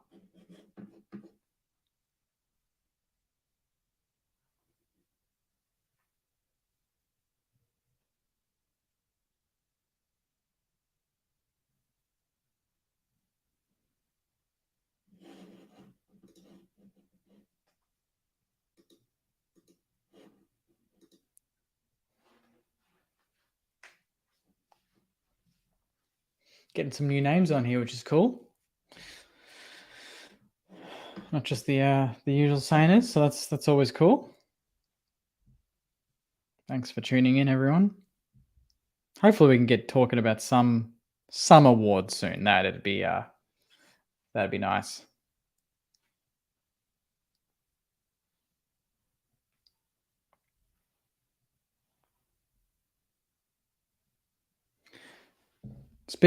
Tony Brown's obviously speaking at the moment. G'day, Riley. But I'm curious, who's everyone's kind of OG favorite player from, the olden days? Who do we raise? Was it Harvey? Tony Lockett? Are we going that far back? Nicky Winmar? Even Trevor Barker himself? Thanks, Annie boy. Yep, new lights. Got the whole thing going on. Thought I'd give it a bit more of a show. Buckets, yes. I actually played, I've mentioned this story before, but I played in what year did Lenny Hayes wrap it up? What year did he retire? 2016? Might have been 2016. I played in the Legends game before his last home game at Marvel. And by the way, Marvel's a big ground. Like it looks kind of tiny. Not tiny, but it just kind of looks like, oh yeah, you could run up and down that wing. But like when you get on that wing, it feels like it's forever when you run on it. But I think I played on Nathan Burke's team, Berkey's Bandits. And I was against Stuart Lowe's team. And I was in the back line, I think, or something. And Stuart Lowe was basically in the goal square. And I went to go tackle him. And he put his hand out, and it was just like 5 times bigger than my hands. Yeah, it was just ridiculous how big that guy was, even after footy. 2014. Was it 2014, Cardi? Really? Bloody hell. Time flies.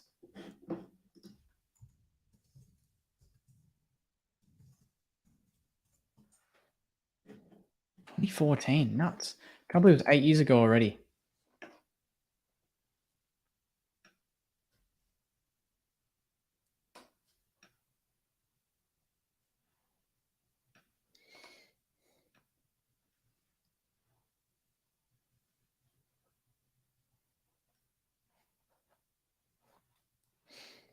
Interesting, Beck. Buckets was the same as Kingy, very inaccurate at times. The crowd used to yell at handball at Stewie.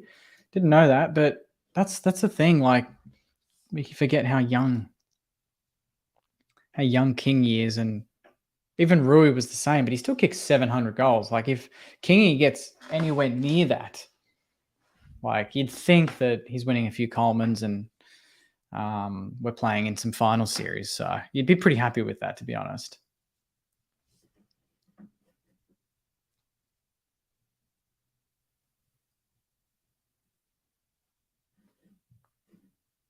Yep, Franklin and Hawkins as well definitely struggled.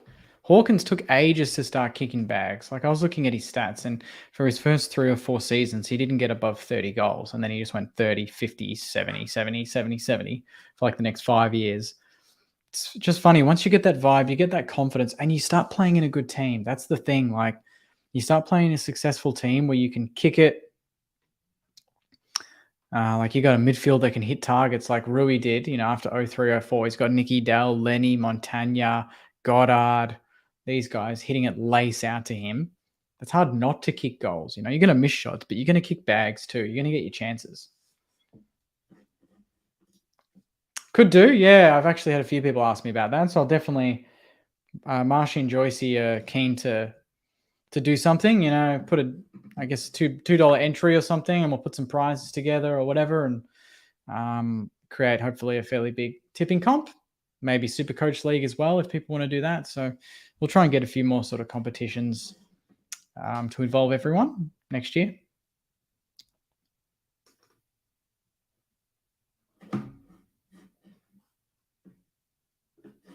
Ahmed Saad, yeah. That's still one of my favorite podcasts is when we got him on. I think it was during COVID. It was remote. I was just sitting on the couch streaming with Marshy and Joycey. And then, we get Ahmed Saad on. We get to talk about the Garage Man. Yep, there we go from Tom. And talking about, him playing and his run up. Just love that. His long run up. Ben Brown's copied that, obviously. And obviously the way his career ended was just really unfair, but really, really cool podcast if any of you guys are interested. Matchday vlogs. Yeah, Cardi's got that covered, I reckon.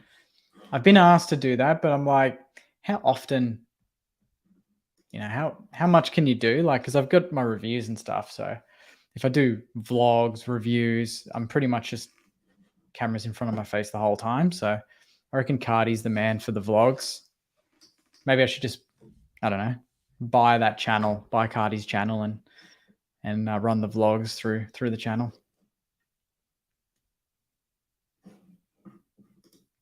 Yeah, I'm the same, Tom. Don't worry about that. I think my sister was leading her tipping comp for most of this year, but then she started going back to tipping Saints in our second half form. Obviously, it wasn't great, and I think she finished 4th in the end. So Saints stuffed her. Oh, here we go. The count. I think it's starting. It's going to be painful to see highlights of kind of our early season form. I just realized it's going to go through like our 8-3 start. It's going to be hard to watch that again.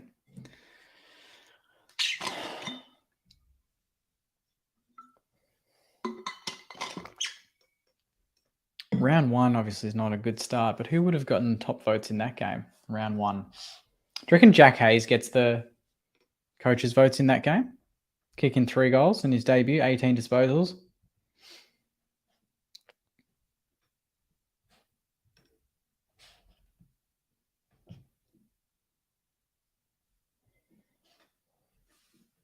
Hayes or Gresham, yeah. Let's have a look at the stats. Let's look at round 1 and see what the vibe was. We lost by 17 and Jack Hayes, 3 goals, 18 disposals, 10 marks, second highest rated player on the ground. Rowan Marshall was right up there too, and obviously Sinclair. A goal, 25 disposals was right up there as well. Yeah, thinking back on round 1, I went to the footy with my dad and my mum, and they never come out to the football with me. We had a full family gathering, sister as well. It was so much fun. Like even just not the game itself, but the dinner and then going to the game and sitting in some good seats and seeing the boys run out. It's a big crowd against the Pies round 1, big build up in the off season. You really think this is the year, and then they lose that game. You're like, fuck, like really did piss me off losing to the Pies. But then you look at the Pies and you're like it was worse at the time because we all thought the Pies were going to be a bottom team. But then you realize they got McRae, they got Dacos, and then now they're in a prelim, and they won 10 or 11 in a row at one point. So their form carried through. Ours didn't. Well, in the second half, it didn't. But you look at that loss and you're like, they're a very good team. So it's not as bad as it looked at the time. Because we hit the front in that game. We went 5 goals down, then hit the front in the last quarter, and then couldn't finish the job.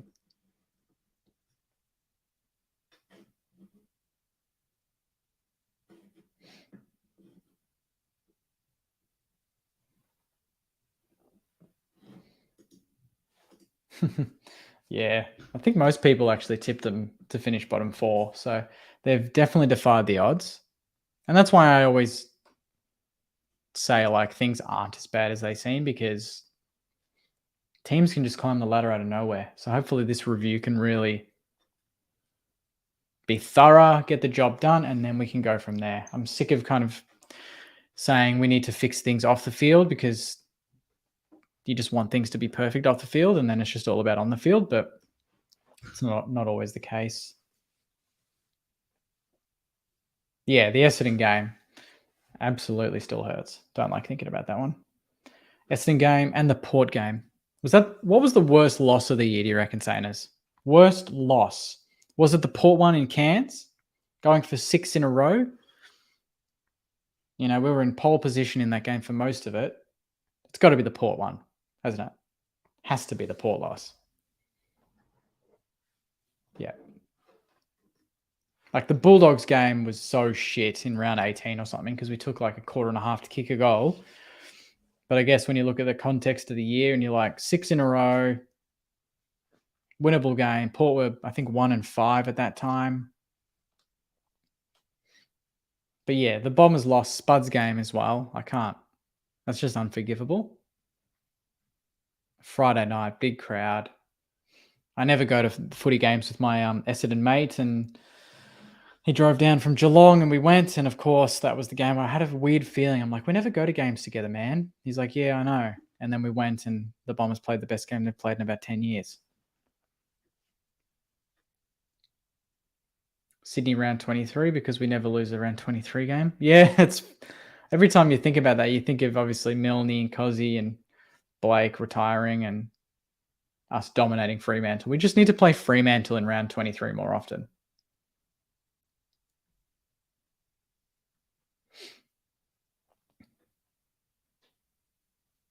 Yeah, this is going to be such a long night, Ari. An hour and 29 minutes in, we have not gone through one round. This is a marathon for me. I hate sitting down for long periods, but it has to be done for the viewers out there. Gotta put myself through the pain.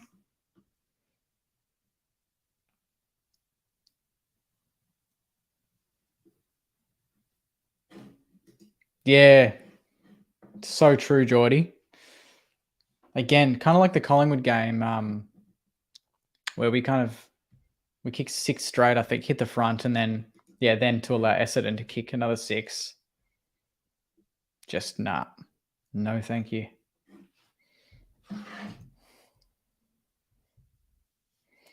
All right, I think we know what your principal partners and proud partners are now. Let's how about we just get straight into it?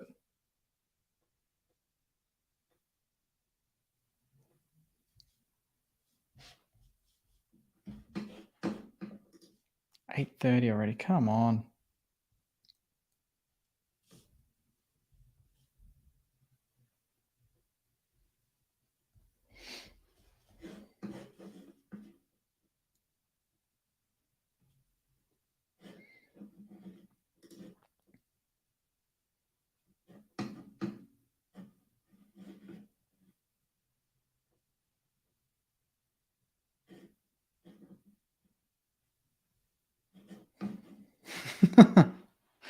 Yep.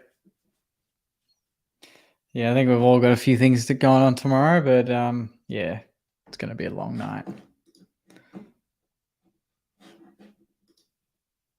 They've got to eat, I suppose. They're probably bringing out some food now, main courses or something. It's like the All Australian Awards. They go for like an hour, and all they get through is the Rising Star, and then they say, "Okay, now we're going to go for an hour break because AFL 360's got to start, and Robbo and Jared Waitley got to talk for another hour, and then they interview people that were just interviewed anyway, and then you get back into it and it finishes at midnight. You're like, come on. It's all for the advertising.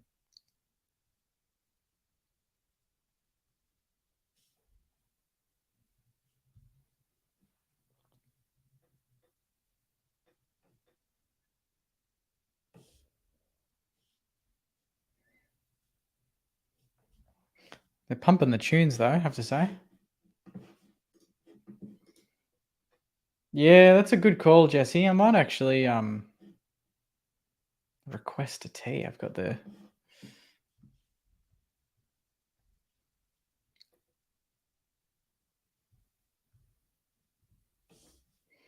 let's see if Jess will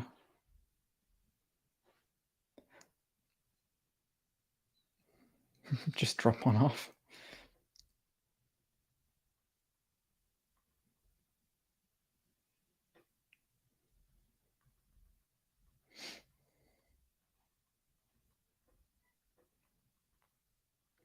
Also, I guess while everyone's watching, it'd be a huge help for the YouTube channel if you're watching this and you haven't subscribed. I hate doing plugs and stuff, but it really would mean a lot if you subscribe.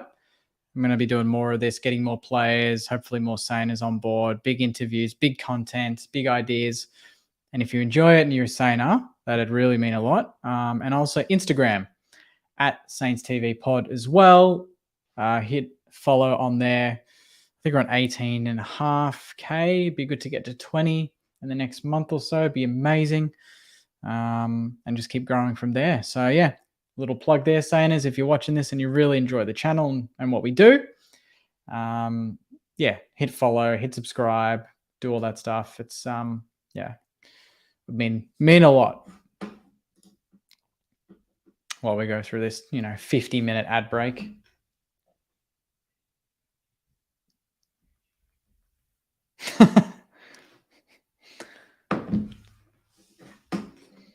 Have we booked Higgins for the potty yet? No, we haven't. Obviously, we didn't want to just go straight to him straight after Sinks. I think we'll probably plan that in the off season. Maybe even do a little kicking comp or I don't know. It could be fun to do something like that, but I guess that also means has to go through the club and got to make sure that he's available and this sort of stuff. Tom, may go make a coffee. Yeah, mate, Inglewood, that's it. I actually got a fresh batch today from Inglewood, so thanks to them. Absolutely beautiful. So, yeah, get on the Inglewoods. That's the sponsor of Saints TV Weekly for those that don't know. Surprisingly, we don't live together, Nathan. As much as, we love hanging out on Monday nights in the studio, we they've got their own lives. Joycey, I think he's just moved house. So he's had a big weekend. So I think he's still settling in and unpacking and doing all that. And obviously Marshy is, he's got his baby girl, Matilda, little Tilly Marla, beautiful baby there. So he's got her to worry about and take care of. And they're just doing their own stuff. Yes, Cardi, that would be sick. Actually, me, you, we should get some players on board, mate. We should do sort of a collaboration and get that done. I know for a fact that I've been asking for the ground, to find out when the ground's accessible after hours and stuff. So if we can sort out a time, if you're keen, mate, it could just be me and you one-on-one. Maybe even get Cooper Gretsch in. His intro in his potty is, kicking snags from the boundary. So we might as well put that to the test. I think that's the collaboration that everyone wants to see. So it'd be very interesting if we can organize something.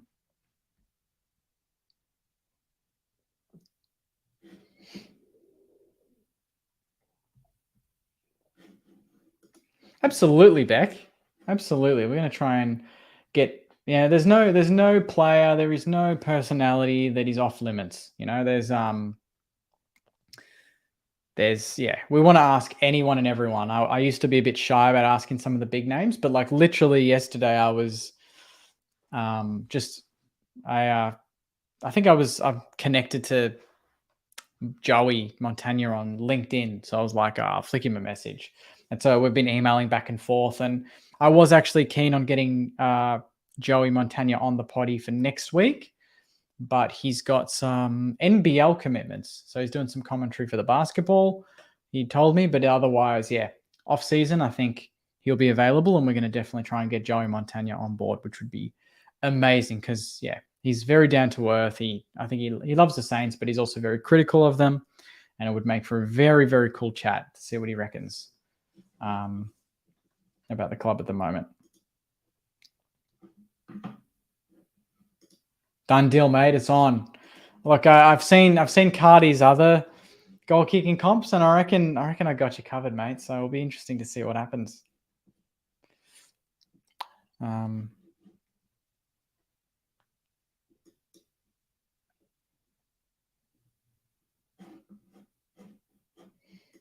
Yeah, I saw him there as well. We were right behind the we're in the cheer squad with Marshy, cheering on the girls at RSCA. So I think yeah, it was good to see such a big crowd there as well.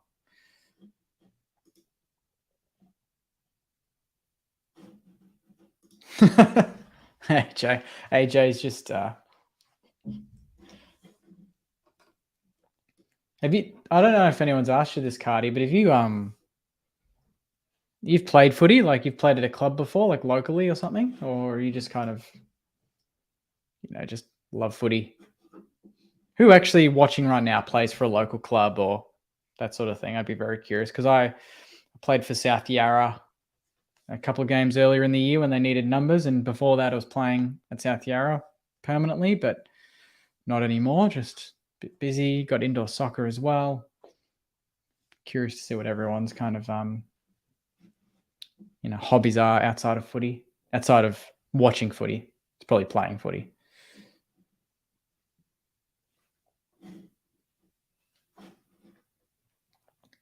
Cool. Yeah, fair few of you play then. That's nice. We should put together a YouTube All-Stars team. Make up a league. How sick would that be? Get like Cater McDonald, captain, True Footy involved. Get the pair in. How cool would that be? Have like basically an EJ Witten Legends game at like a local field, but it's all like YouTubers and stuff. How cool would that be?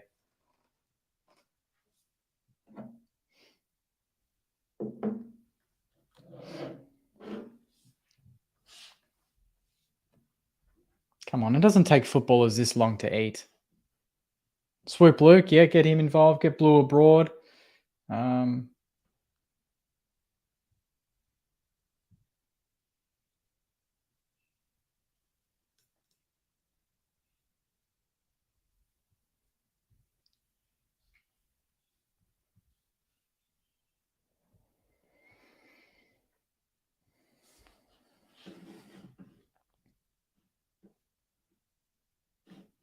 Yeah, exactly right, Chad. I was thinking the same thing, mate.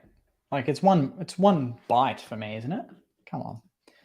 RJ's got who's in the round 118 battle? Howard Wilkie, halfback Clark, Highmore, Sinclair, Malera on a wing, Steele, then DMAC on the other wing, Marshall, Windy, Crouch, Higgins, Hayes, Owens, Sharman. See, how good does that lineup look on paper? Or not on paper, on the internet? Like everyone watching, what are your thoughts on that 18? Would you change anything there? Is there anyone missing? There's no Seb Ross in that 18. So I guess he'd be on the bench. It's not a bad 18. You look at that and you're like, how can that team not get close to finals? It's bloody annoying.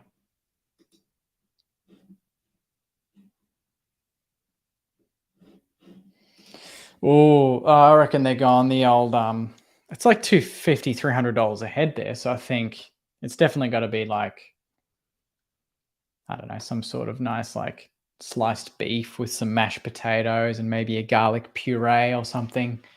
Just making that up as I go, but that sounds like something. Maybe a little bit of broccoli on the side because they got to have their greens as well. Take care of their health.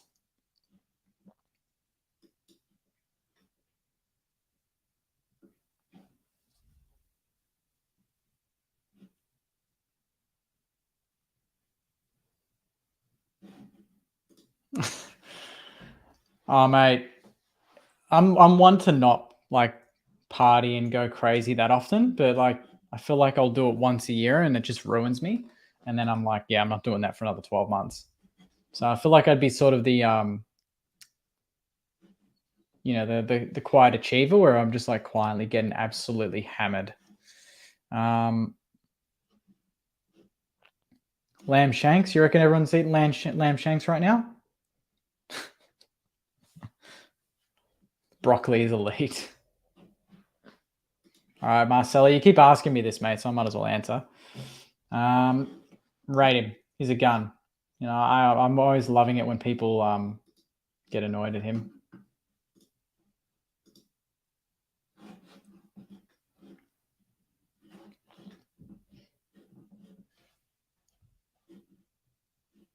Don't worry, Mega's all blocked now, I think. Bot jumped on board, gave me a few views.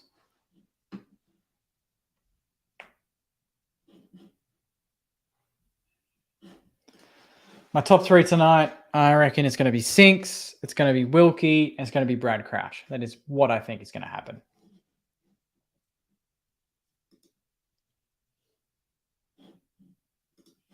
From what I've heard, Brad Hill is definitely gone. And from what I've heard as well, Ben Long is looking very likely to not be part of the St Kilda team next year.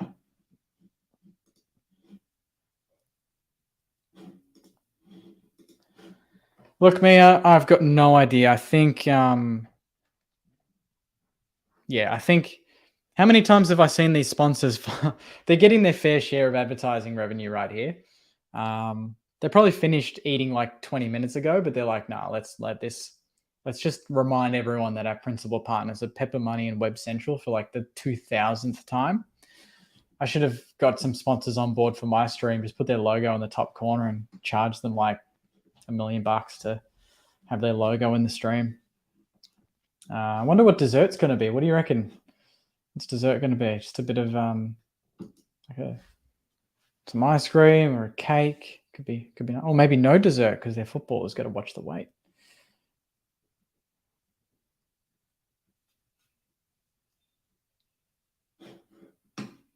I'm going to say North Melbourne, mate. I'm pretty sure they're the only major club that's kind of in for him at the moment.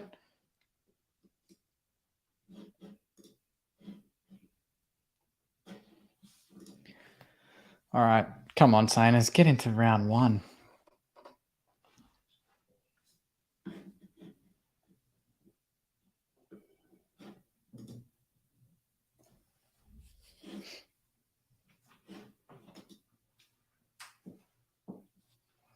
Oh, look at this. Gonna say hi? No. The very famous. Hi, everyone. Oh, there you go. Hey. Do you want to? Oh, no, I have to get the cat. Yeah, you got to get her. Jess is in the house, everyone. Say hi to Jess. Hi, everyone. Thank you for that. Enjoy. There we go. Oh, that is good.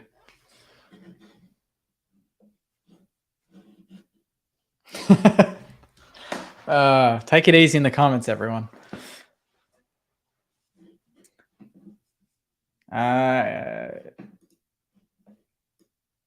Wrong one. There we go.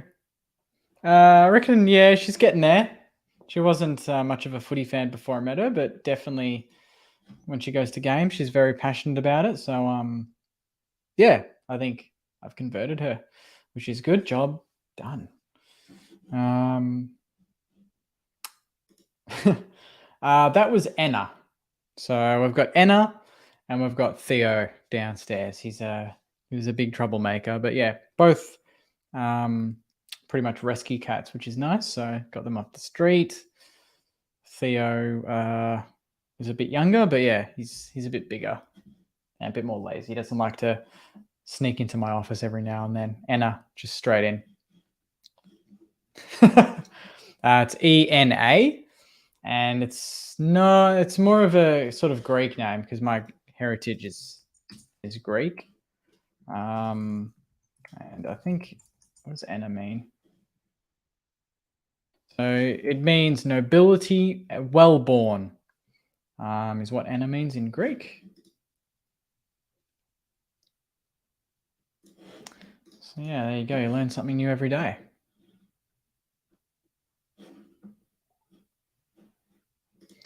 SCN said Clark toured. Yeah, I heard that as well. But also Seb Ross was supposedly touring Essendon like 2 years ago. So I don't think it's too like crazy for players to tour facilities. But hey, if we get a second or first rounder, I'd take that. Oh, actually, first rounder I'd take. Second rounder I would not.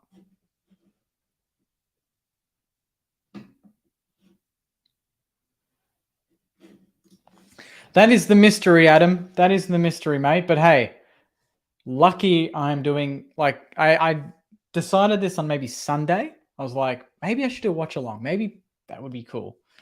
So I feel like I don't know if this is helping you guys get through this really long stream, but yeah, if other sayers are really frustrated about watching this stream and it taking ages, send them this link, get them on. This is the place to be, hopefully, to get through a million different ad breaks. That would be could be the hub for all sayers streaming right now that are bored as hell waiting for this thing to start.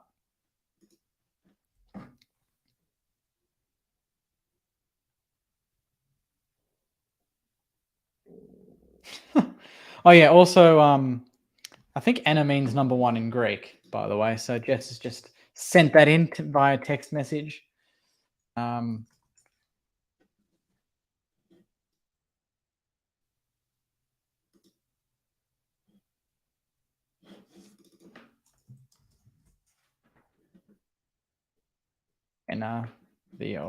yeah. Hashtag the place to be. That's it. That's it, White Shadow.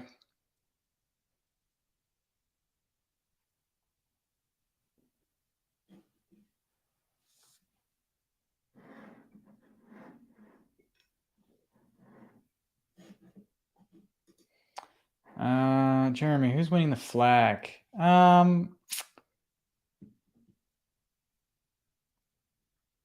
Sydney. Although for some reason I wouldn't mind if the Pies won. I don't know why.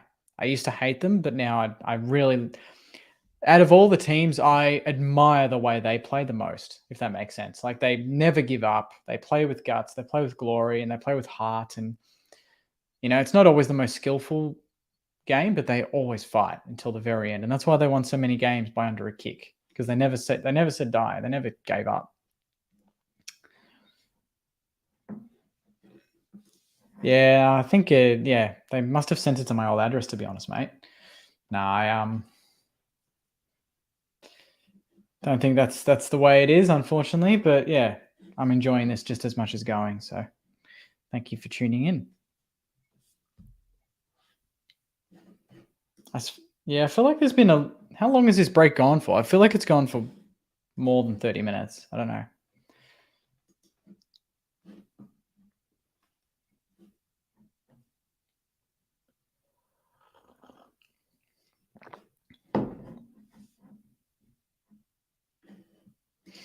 Yeah, it's funny how like you hate the team because of their supporters, but like I don't like their supporter base that much, but I admire the way their team goes about it. So it's kind of like focus on the team, not just the supporter base.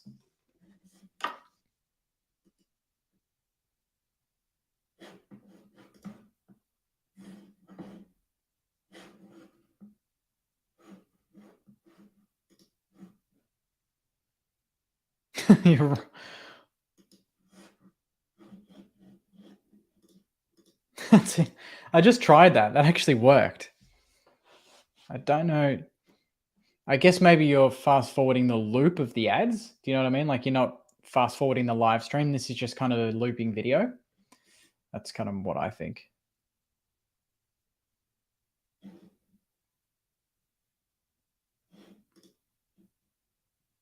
Yeah, they have. So they got a big chance this week. Absolutely, Corey. Joyce and I have been saying this for months. We need to get this at a club. We need to get this on the D floor and pump that music. It was actually funny to play the Jake's Junk Mail jingle in front of Jack Sinclair yesterday. It's just pretty surreal when you're like, this is something that we usually play every week, but now an actual player and not like a big name players listen to it. So that was kind of funny.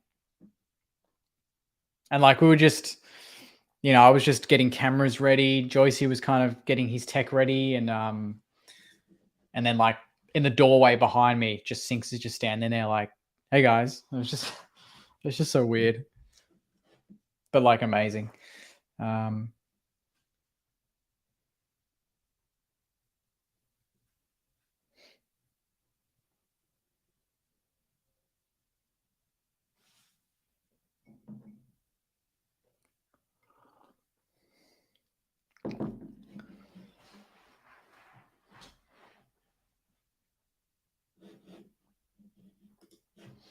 Yeah, I have no idea, but I know that will never happen. Sadly, it'd be good to do something with the club that's kind of like a consistent back and forth. Like if we ever get players on the potty, maybe they can reshare and tag it. We can cross post it so it's on their page and on our page at the same time. There's so much that I really want to do with the club. It's just kind of, finding the balance, because I know that, they've had some trouble with people sometimes mistaking my channel for the actual club, and their channel being mistaken for my channel. And it's just kind of weird that even happens, because I'm a fan channel. My logo's different. The content's different, but people still will get mistaken. So that's why I changed, my handle to Saints TV Pod for the podcast and not Saints TV Official.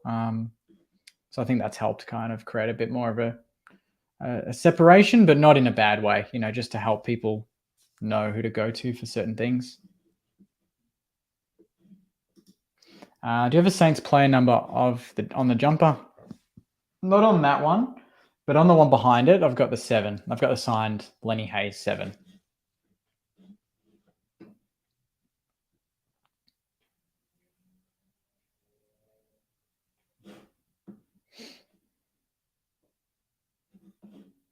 Yeah, interesting. I actually heard little whispers that Brendan Lade was potentially on the outer at the club, but from what I was told from a few people internally is that he was still at the club. But good on him if he wants to go for it. I feel like there's going to be a fair few people that have got maybe a bit stronger experience, but he's been in the system for a while, successful player, successful, I guess, assistant coach. Why not? Why not? Thanks for the $15, Nathan. Bloody hell, that's nice of you. Did not expect that. Really appreciate it. And I didn't know that everyone could see that, but yeah, very, very, appreciate it. Thanks a lot, mate. I just wrote a little letter, attached it to a little an owl, and it just jumped out the window, flew over to Sinks, and job was done.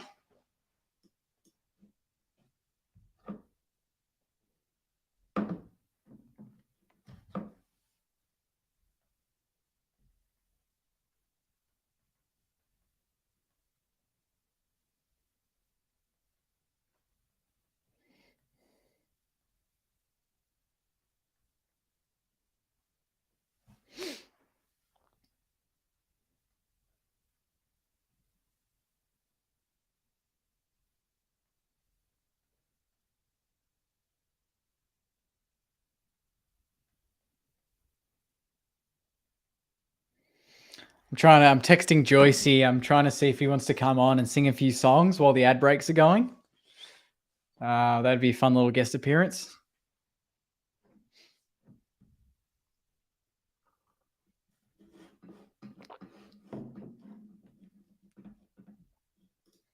If I didn't go for the Saints, who would I go for? That's a very, very tough one to answer. I honestly don't know. I don't really have a favorite second team that I love that much that I'd go for them. My dad's a Collingwood fan. My mum's a Saints fan. I don't know. But I just don't know. It's impossible to answer.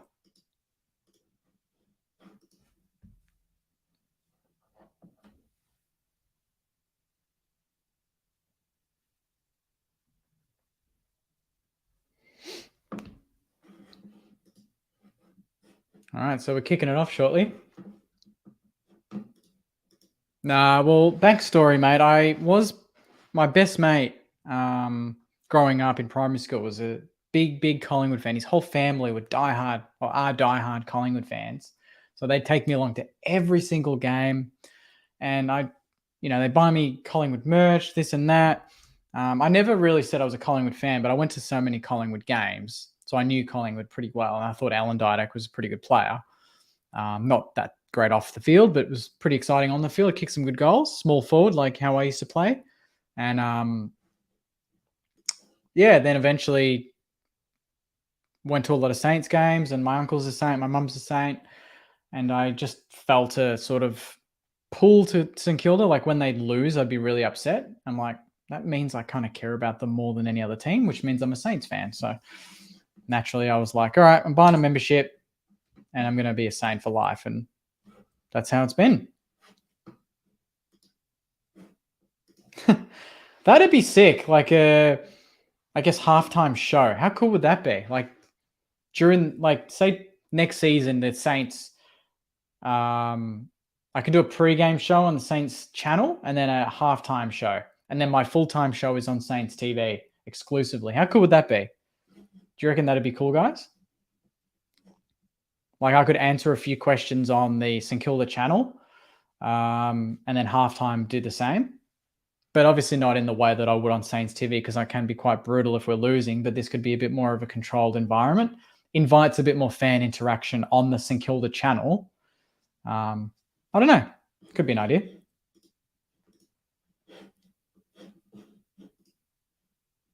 Yes, I would. For years.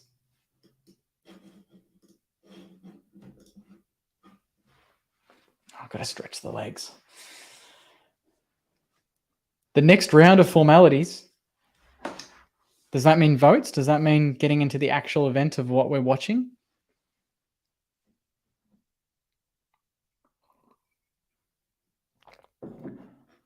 Let's do it.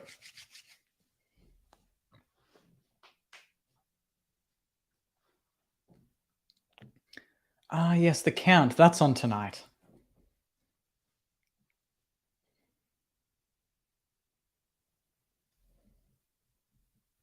Oh, come on. She said it 5 minutes ago that we're starting. How are they not all sitting down and ready to go? All right, here we go.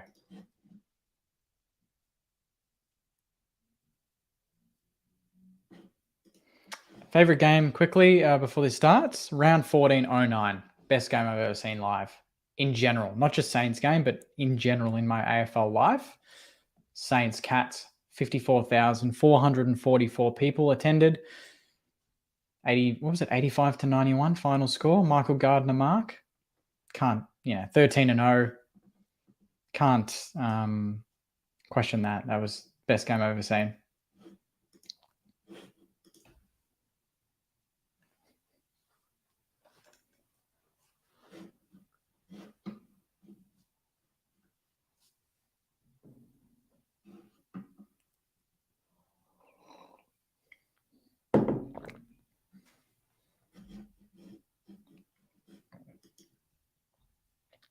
I love that when they interview players, they always ask, like at events like the Brownlow or something, they always crack a gag and it's like, so how long did you take to get ready? It's like, come on.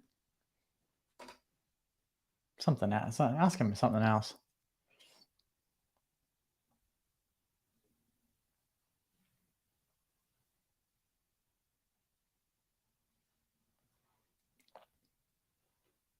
Yeah, Highmore looks like he's 18, doesn't he? But it's good that they're interviewing him. This kind of tells me that he's definitely not, he's not going anywhere. He's sticking around, which is hopefully a good sign.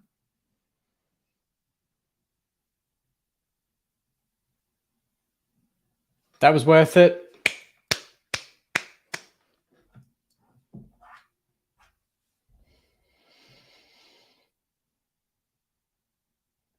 Yeah, here we go. Steely. What's he going to say? Let's see.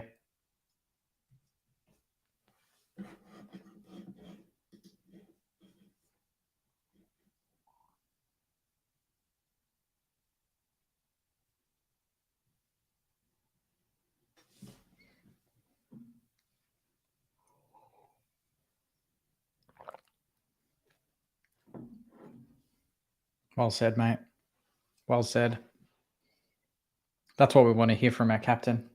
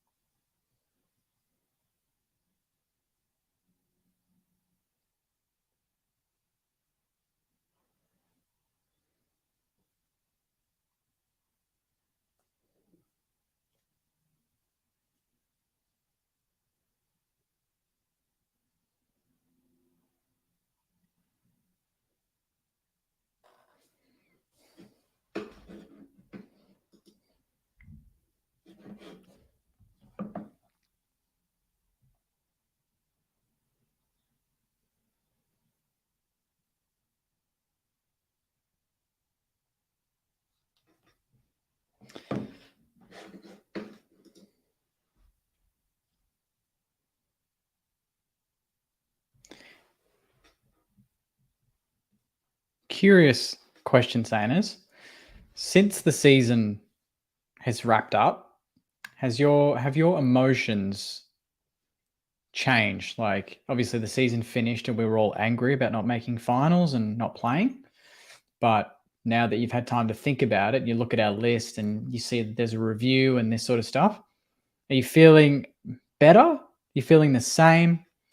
Or are you still undecided? I'm very curious because I feel like initially I was really, really negative and, for all the right reasons. But now I'm kind of like, I can see things changing quickly if we just do this, this, and this. So there's some positivity, hopefully, to come from it. So I'm really curious to see what you guys reckon. Let's just keep. Yeah, you've missed nothing at the moment. Just a couple of lifetime awards. The count has not started yet. I think it's about to after Steely finishes his speech. Or they might actually get Steely, then they'll get Rats, captain coach, and then they'll start the count.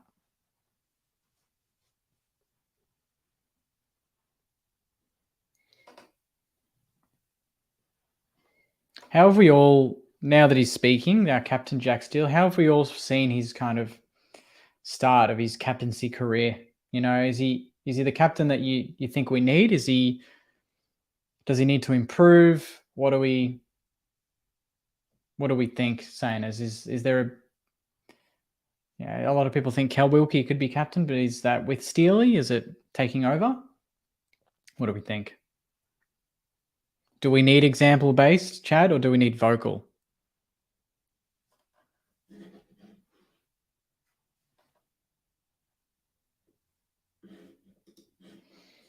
Mate,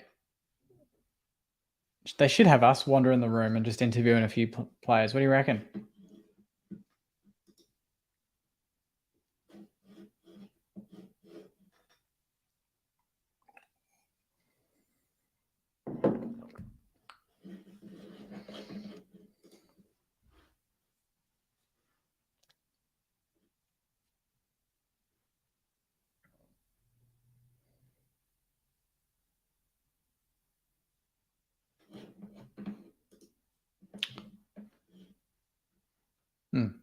Yeah, he's by example, isn't he? Lenny Hayes-esque. That's, I guess, the thing. We look at previous captains and there wasn't just one player. They had so much support around them to do that. It wasn't just relied on Steele. We need a few other players to step up. Huey. Keg Kent. That was his best moment, that goal against Melbourne, against his old team, Sealer.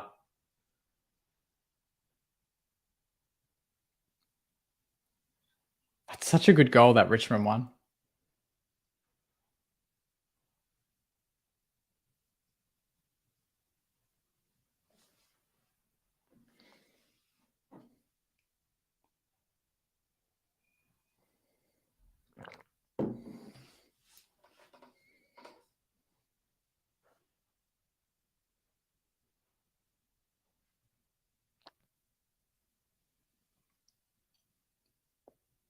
I love that they still just refer to their teammates by their nicknames. Like Dan Hanbury's called Ding.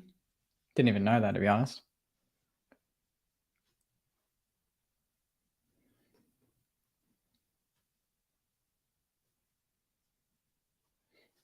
Such a shame that didn't work out.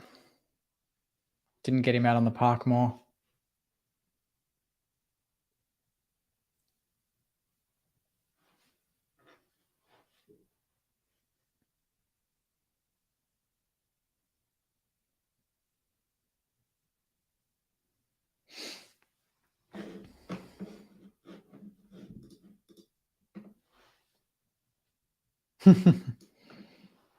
Absolutely, I remember that goal.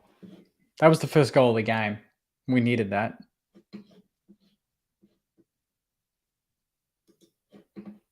Paddy. God, what a champ. How good was it having Paddy Ryder for 38 games or however many games he played for the club. Like, it's amazing how much of an influence he had on all of us in such a short amount of time.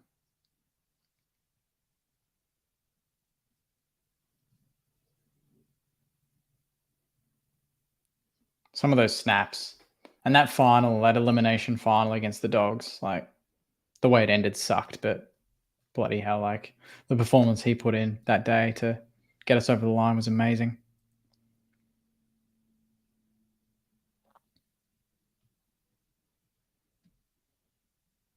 Isn't Jaron Geary a retiring player? Why wouldn't they give him sort of a couple of highlights there? I'm curious. Or is that because he didn't play a game this year? Is it different because they actually played games?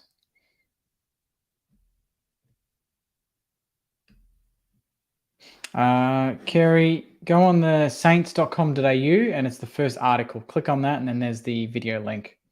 Hopefully that helps. He has a specific presentation. Fair enough.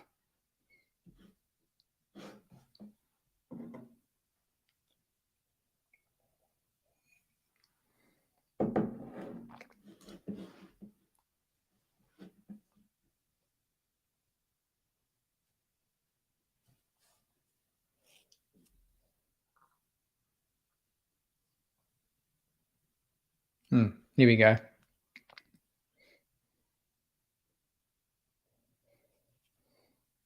Oh, that's a good kick.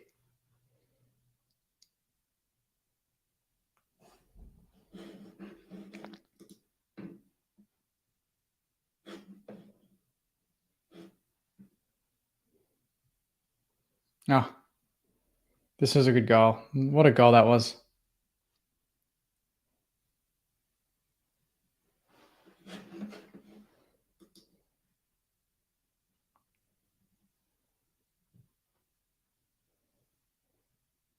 Kind of jealous that he had to, he made his debut through those 09-10 years, played in some top teams.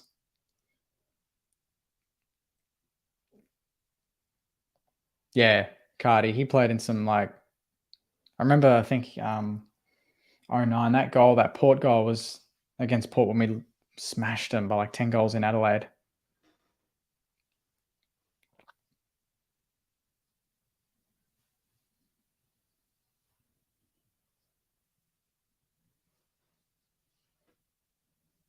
And we can't forget the way he played that final, playing forward pocket, kicked 2 or 3, I think it was, on Caleb Daniel. Yeah, the tackle on John O'Patton as well against GWS in 2017 was nuts.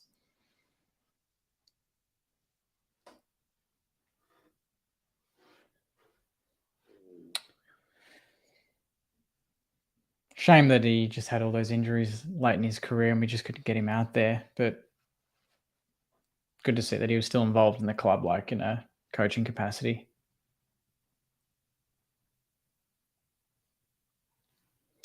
Thank you, Jaron Geary.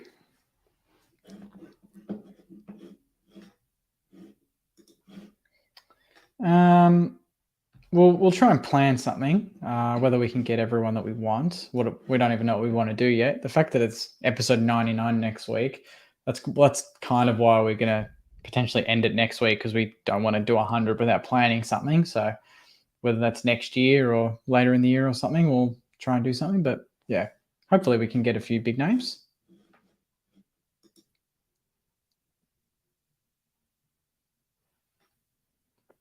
He's 2 hours and 11 minutes in.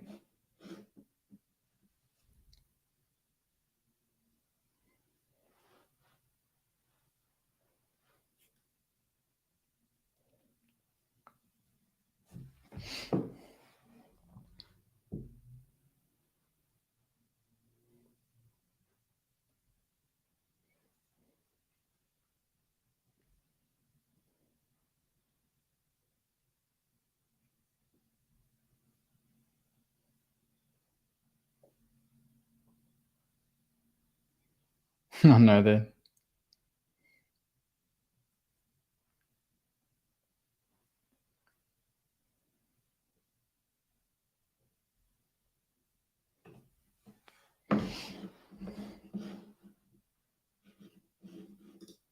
Wait, how far can you fast forward, Tommy? I can guarantee you it's on tonight. Maybe it did start at 6:30 for them, but they're airing it at 7 for us so that if there's any stuff ups, they have time to change the live stream. Could that be the case? Could that be the case? Interesting. Yes. We have the best colors in general. That's why we love our club. No, nothing has been announced yet.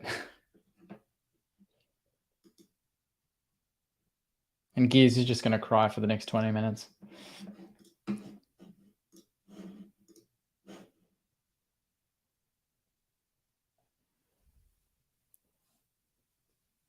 I've got it on fast forward as well. This is weird.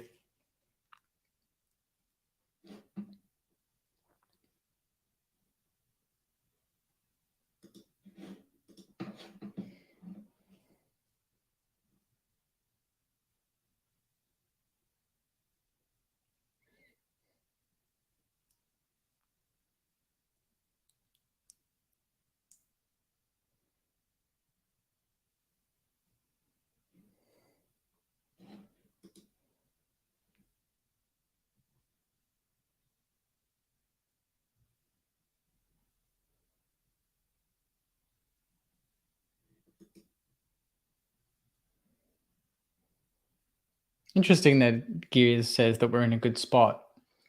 You know?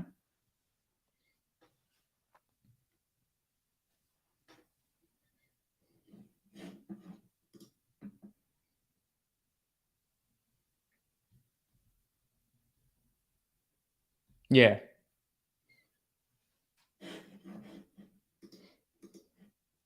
Yeah, 2020 was fun, but it was also really frustrating because we couldn't go to games really. No crowds, shortened quarters. The rules were just kind of different. But yeah, the way we played, like, hard to argue that we were just so good to watch. It was so tough. Some of those wins were just amazing. We had Hilly and Jonesy and Butler's year. Butler's 2020 was ridiculous. You know, robbed of all Australian that year. And then you got Koff off half back running rings around players. Paddy Rowe in the ruck. King developing without the pressure. There was so much to like about 2020.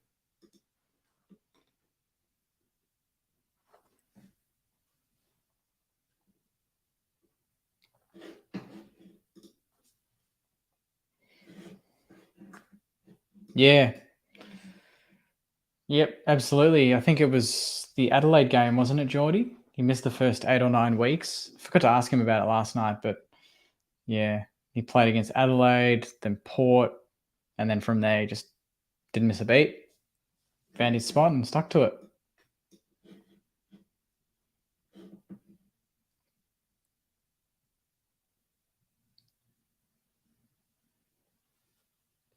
Port, okay.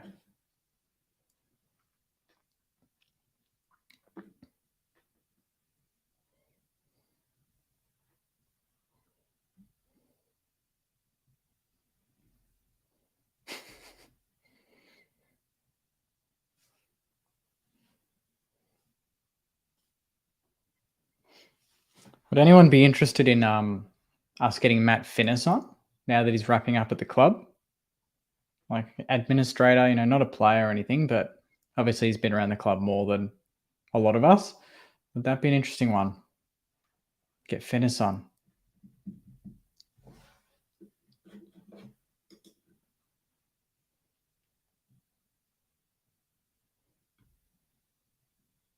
Yeah, Finnis, Lethers, that'd be good. Get David Rath on. I'd love to get Rats on. Would you guys be interested? The head coach? I really, really would love to get Rats on. Go straight to the source. Talk about the game plan.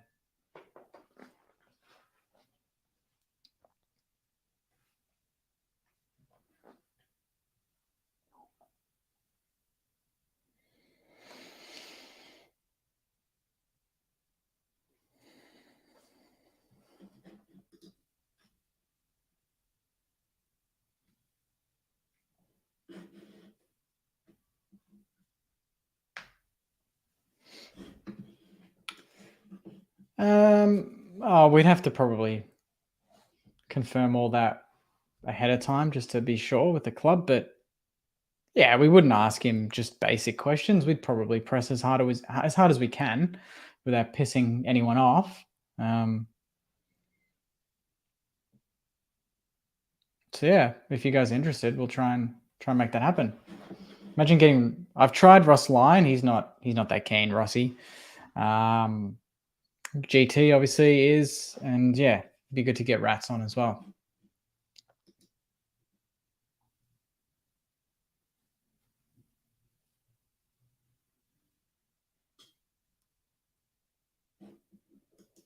Yeah, that'd be nuts. That's something that's been a dream for a while, but he's been obviously in New South Wales, but now that he's working at the club and he's, I think, moving back down to Victoria in might be October next month, that would be kind of the dream. Just hit him up, hopefully organise that again with the club. Corey Enright as well. Any new coaches, like if we get a new forwards coach, it'd be cool to get him on board. Cosy, we can get him back on. Yep. We've got Troy Schwartz is interested. Obviously, not a big career from Schwartzy, but he kicked the winner against Brisbane in round 1604. So always good to reminisce about that. And he's a big Sainer still. Like he watches the club. He's very passionate, very frustrated, like all of us. So it'd be good as a fan just to chat to him. Baker as well, Stevie Baker. There's a few names there from like the 09 days that'd be really good to get back on.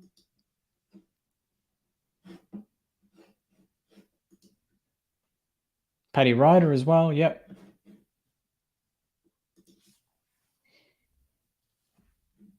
And Milne. Yeah, I've asked Milne, still yet to know, but that would be one as well.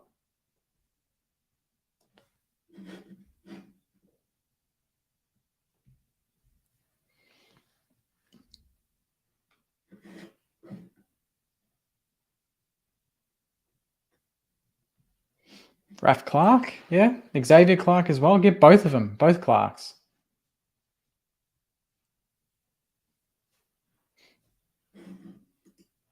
Yeah, hit him up. Tell him to contact us. We're interested. Tony Lockett, Winnie, yeah. Nicky Winmar, yep. Winmar's one that I think we can get on. I think Marshy knows him or has a relationship with him, like with his friends, that sort of thing. So we'll try and get a few on.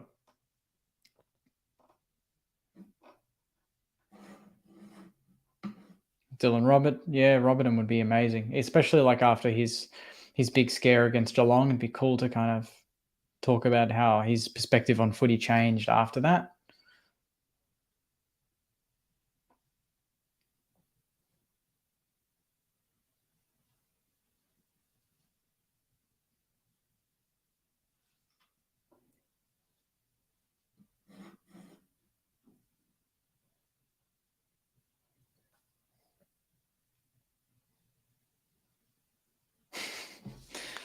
God, come on, Gears. If you can't get through the words, mate, just wrap it up to get into the votes.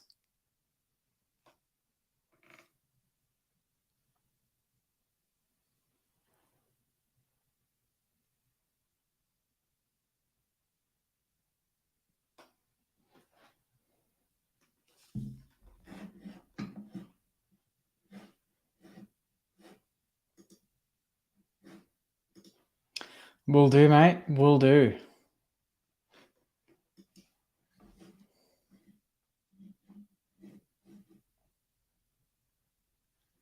Well done, Gears.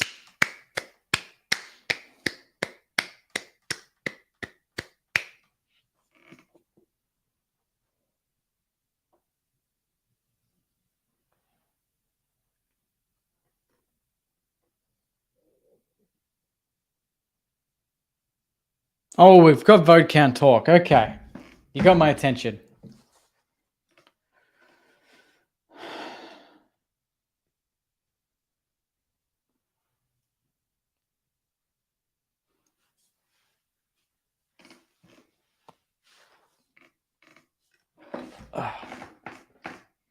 Here we go.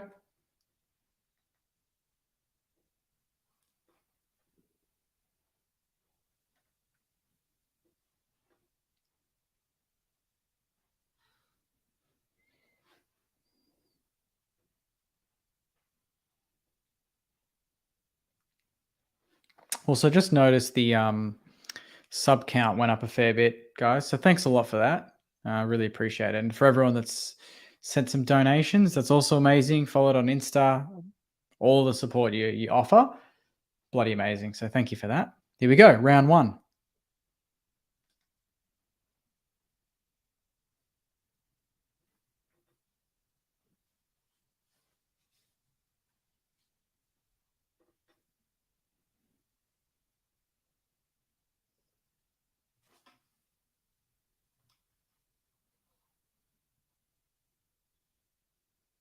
I thought they were going to say Jack Hayes delivered. There we go.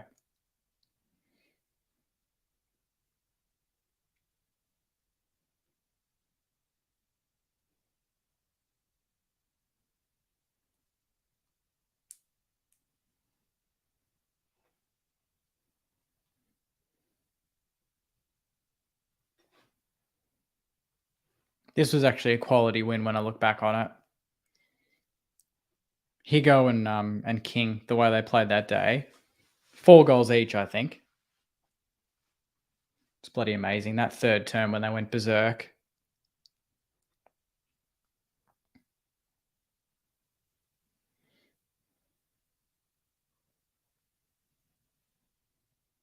Kingy.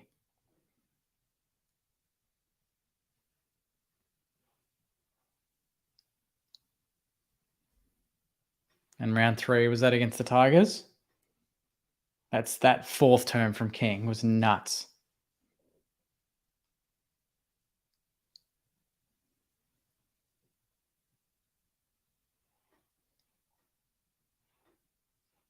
Oh, the swing back on the kick here.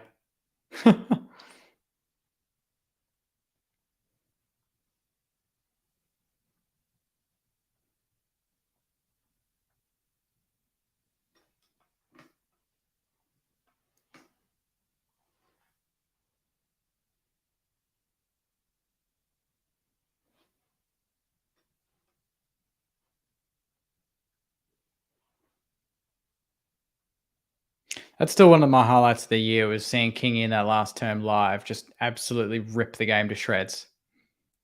And kick goals from like the boundary from 50 in that kick here, like just nuts. That's what he can do, Sane. Is like we get frustrated when he misses, but bloody hell, when he plays like that, you don't lose. Was this probably our most complete game of the year against Hawthorn? Was this the best game for 4 quarters that we delivered? Do you reckon? So we won by what, 70 or something? We absolutely hammered them.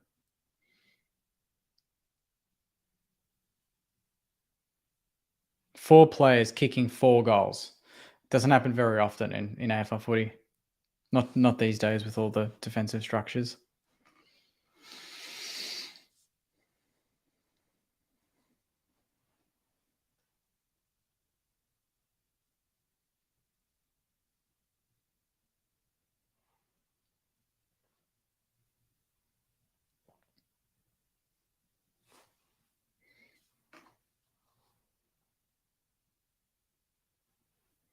It's so good to watch these highlights, but also just bittersweet. So bittersweet. Who's leading at this point? I think Jade Gresham would be right up there at the moment. Oh. Sinks is already on top. Look at DMAC, equals second.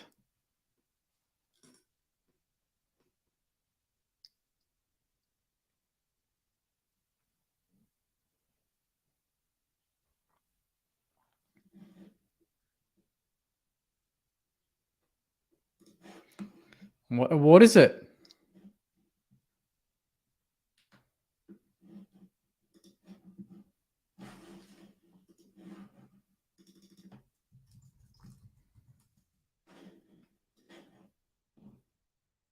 Sinks? Yay. Good on you, Sinks.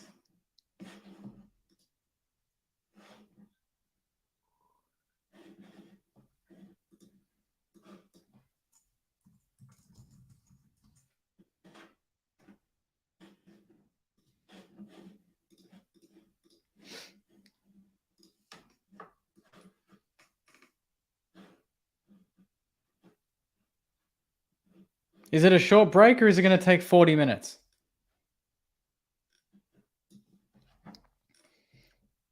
Gives me time to actually get this post up.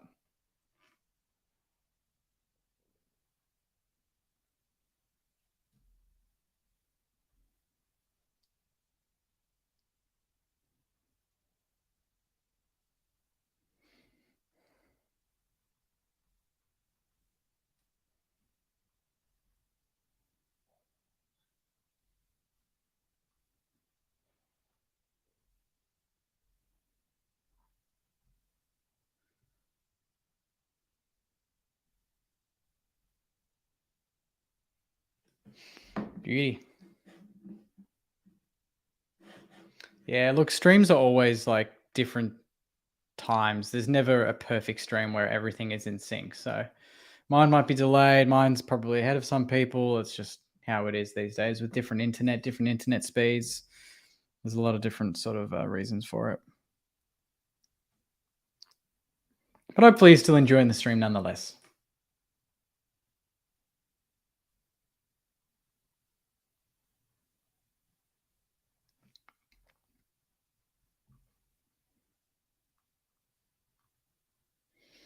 It's interesting doing a stream, but also like photoshopping and posting at the same time.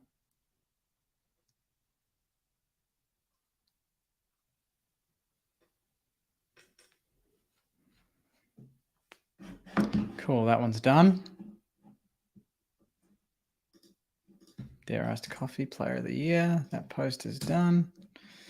Beautiful.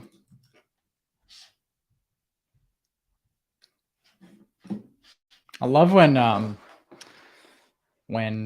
they go into the intervals, the views like completely change. Like my views just go up like 30 or 40 people because everyone's like pissed off watching the ad break. So thank you for St Kilda for doing that.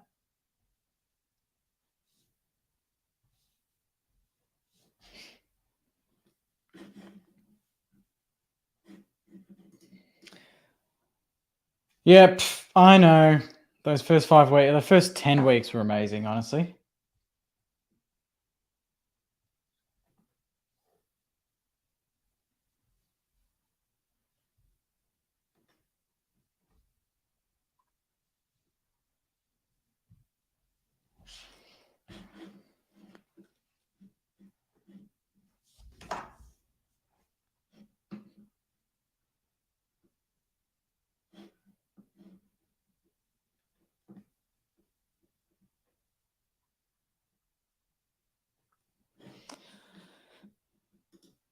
Yeah. He was brilliant for the first 10 or 11 weeks. Even the Brisbane game we lost, but up until his injury, his concussion, when he took that mark, he was close to the best player on the ground, and that completely changed the fortunes of our season in kind of a disappointing way. But yeah, he's one player that I can't wait to see come back and just dominate on a wing, just run up and down a wing and just do what he does best. He's just accountable, and now he's clean with the footy, so you can kind of trust his skills.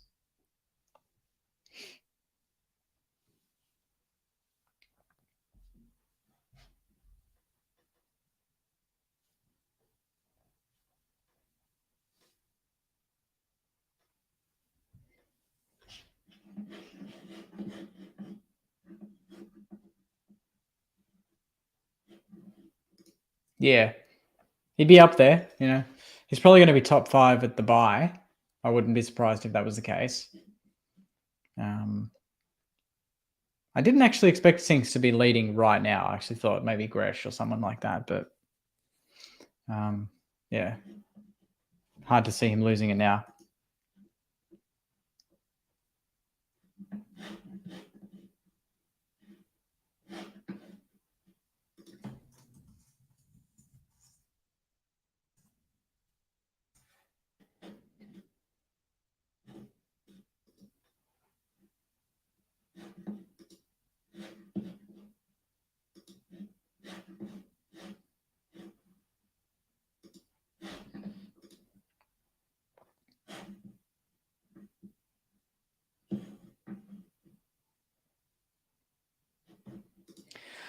No, mate, I don't think so. I think he's going to be a pie. So, that's going to turn out to be just a missed opportunity, but it is what it is.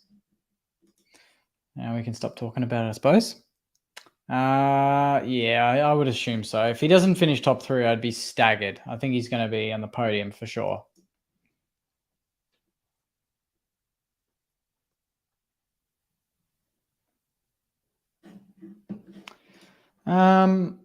Not sure, Adam. I've not stayed in the area myself, but I'm pretty sure there's a few good spots nearby. So, yeah, it shouldn't be too hard in a fairly CBD area. So, when you're down, hopefully you can get down to a few discos and meet myself and the boys, and we can watch a win. That's the best part, is watching wins with other Sainers.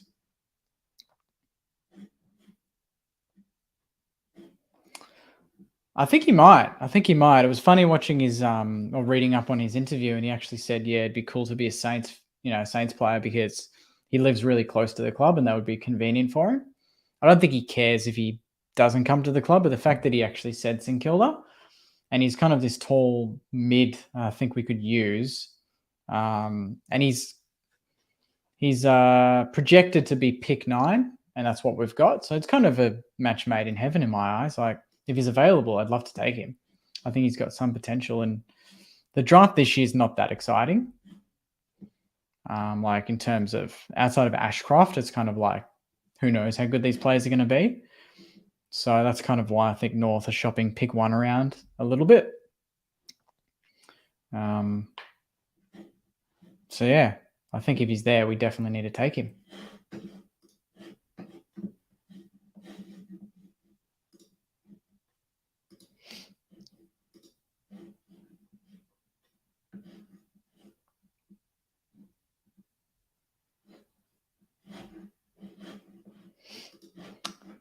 This is taking ages. Tip for the Brownlow, possible draw. Brownlow, that's a tough one. I feel like Clayton Oliver is just got to win it at some point. But yeah, I'm not really sure. Lockie Neal had a good year. He could definitely go back to back.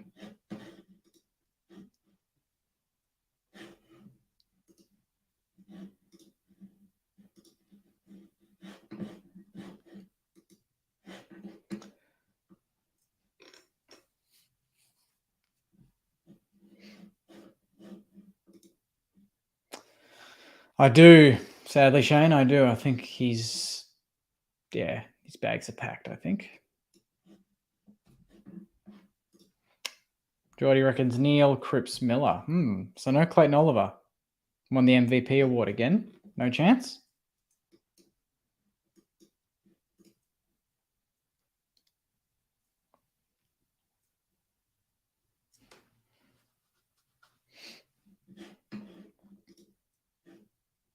Are they eating dessert now? Is that what this is?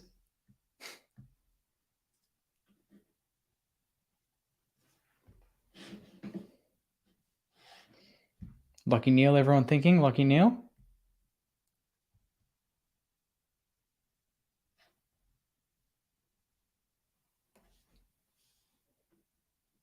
Garlic bread Chad, you reckon?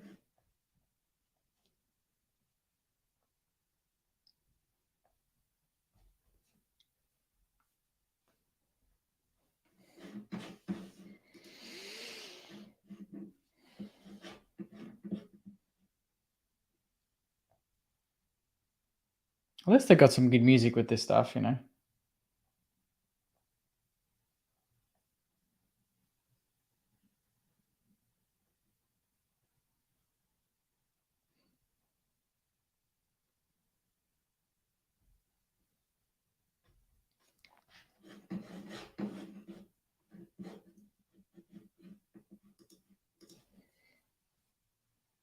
Wendy's paying $3.20 to get one vote in the Brownlow. Surely he gets one in the week he won the Rising Star. You'd think so.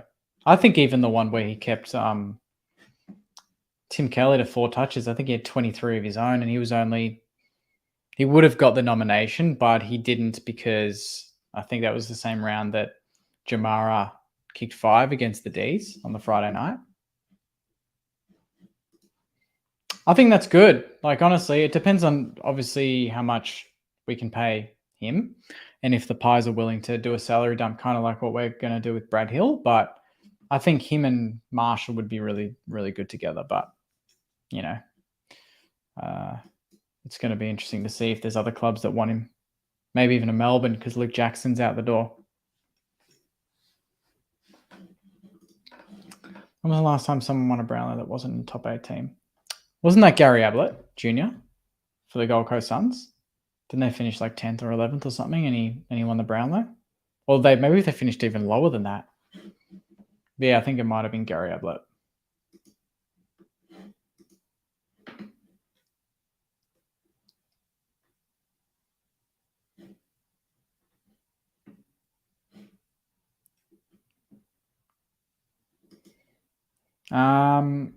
Who was the sponsor? Is it Geldwin? Is that what the paint? I think it was Geldwin, wasn't it? I just picture 04 Guernseys. I'm trying to find an image. Geldwin.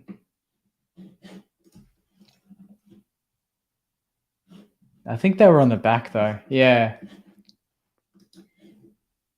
I'll try and show you guys if I can.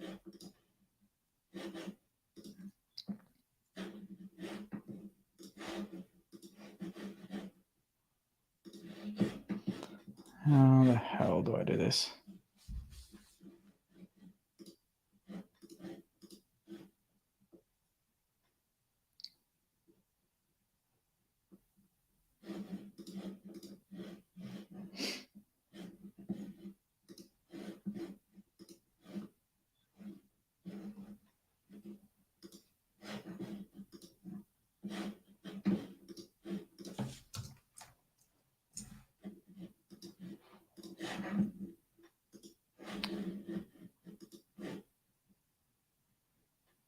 Oh, I can actually add a logo. I didn't know that. Huh. Copyright now.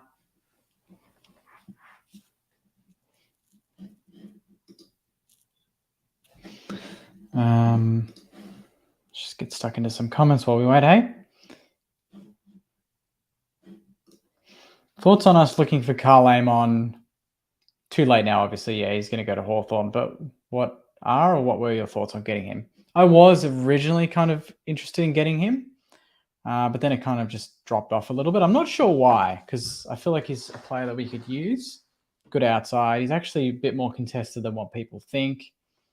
But yeah, it's kind of, yeah, it's all done now. No, yeah, he's going to choose the Pies, isn't he, Chris? You're the inside man. I think he's going to go to the Pies for, I think, a 3rd round pick. Ah, yes, good call. Good call. 5. Yeah, that'd be a good sponsor to get back. Piping Hot. Yep.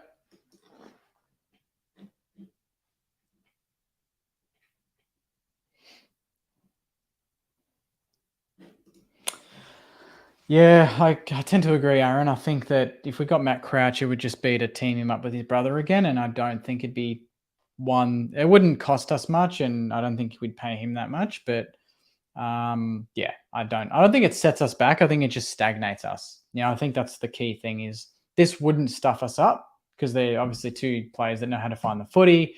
One's a Brownlow medalist. I don't know if Matt Crouch has been All Australian, has he? But he's been good in his own right in his career, like his brother.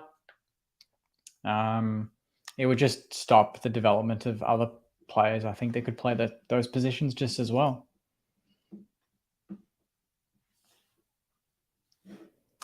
You'd have to say Jack Sinclair, wouldn't you? You'd have to say Sinks.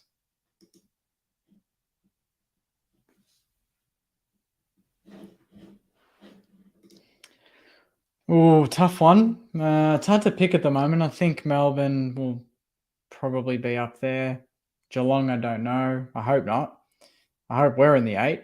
I think Brizzy might have a good year if they finish this year strong, get their confidence at a sky high level.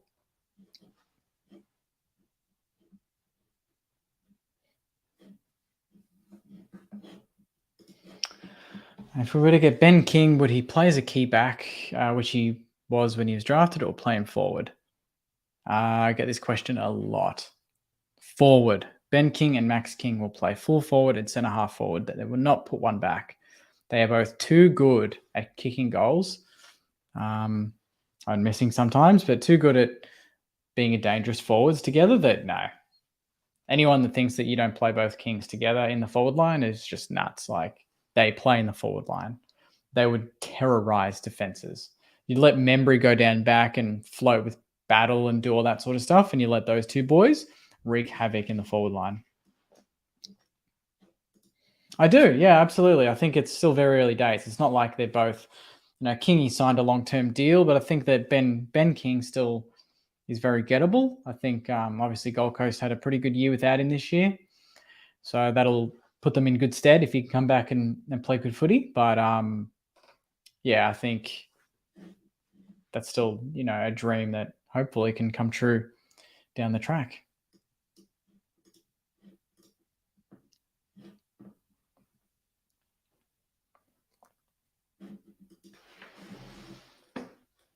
Yeah, that should be our new tagline going into next year.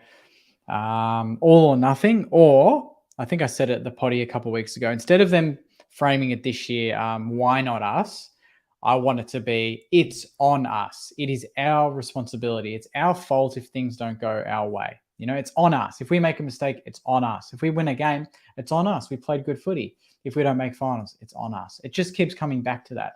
I think if we can reframe that, not why not us, because why not us is like, why not us? Like it's just kind of like needy. It's just kind of outside of our control. But why not us? Why didn't I get this? Why not us?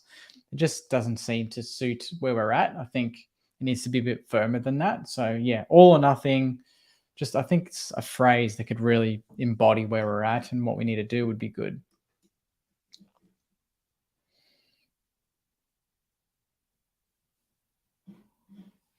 Brothers can be their own player. They don't need to be separated to do that. They've been, brothers play for the same club before. It's not hard to do, I don't think.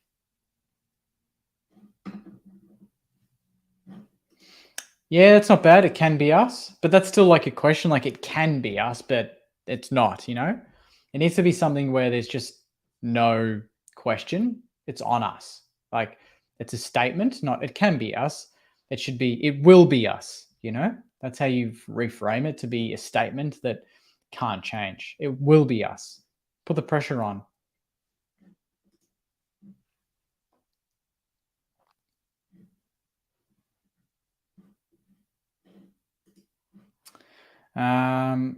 Goal scoring midfielder or goal scoring ruck? Well, at the end of the day, are they both just kicking the same amount of goals? Because that's all that matters to me.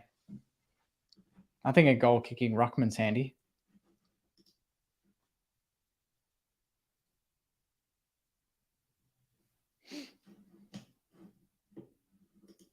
No, I get that, but that's what he's telling the media. So we'll see what actually happens in 4 or 5 years' time. Things change very quickly.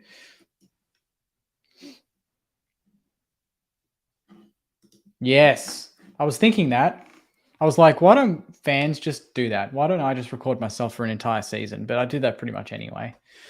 But I'd love to see that from the perspective of an AFL club, like a proper behind the scenes, not just the ones that I've seen so far, but a really in-depth one, like in the rooms when they're going off at the coaches and the coaches are going off at the players and there's disagreements. I want to see all that shit. Yeah, that's been the highlight so far, is the playlist, hasn't it, Ronan? Again, the sponsor's getting a good plug here.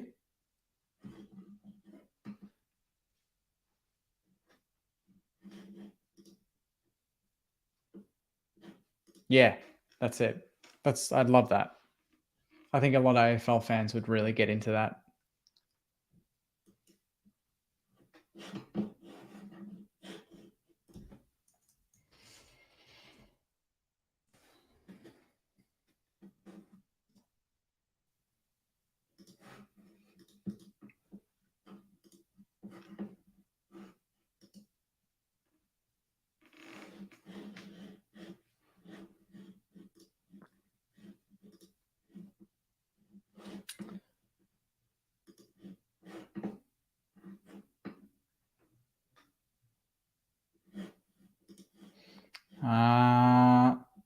I don't think it's a chance anymore, mate. Unfortunately, I think that he's going to sign a long-term deal at the Pies for a lot of money, and deserved, I suppose, based on his form.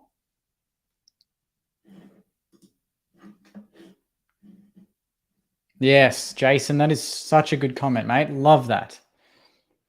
This is all ours. Yep. We can't leave question marks with these sort of things. You know, it needs to be, this is it. That's how it's going to be. That's what we're doing. There is no other way. It's either do or die. That's all it is, you know? Because we're getting to the point now where we can't just have little taglines like, you know, can be us, might be us, you know. That's not a tagline. That's not putting a lot of confidence into the faithful.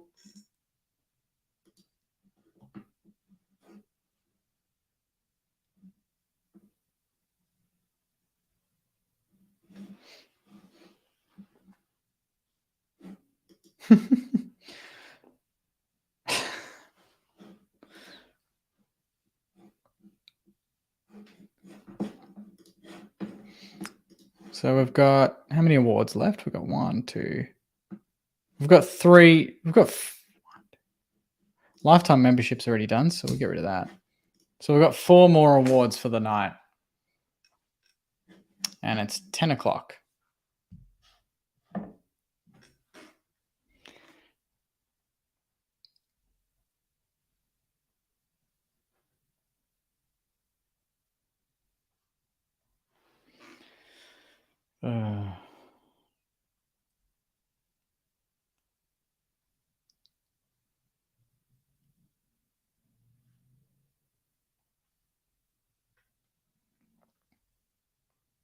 They're really going through the whole Spotify playlist right now, aren't they?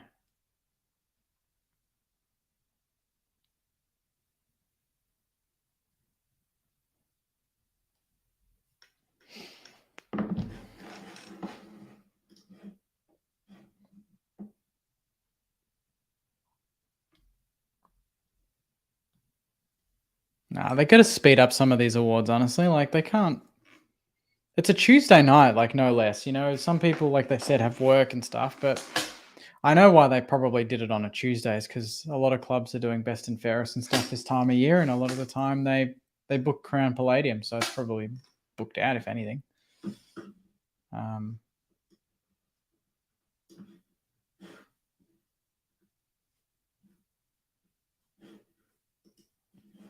As in for a goal, like what we want to get to. Well, we got to what 62 or something this year, so I think,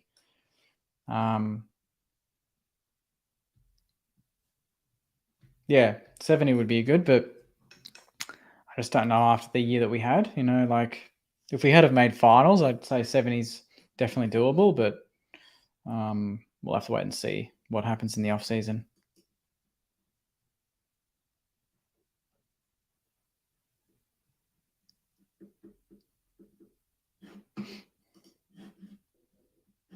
Yeah, you just take 60 again.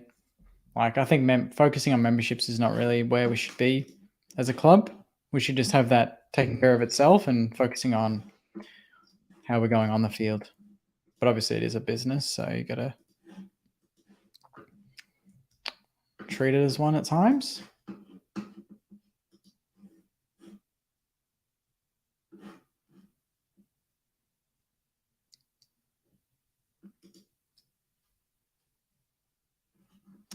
Yeah, I don't think they don't care about us, Beck. I just think that maybe this could have been, they could have planned like something to happen during the breaks, as just not just show the sponsors' logos for like 50 minutes, but like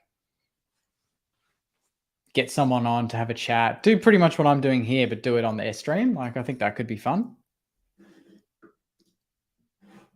We're back now, aren't we? I'll chuck the heater on. It's getting a bit cold here, Saners. It's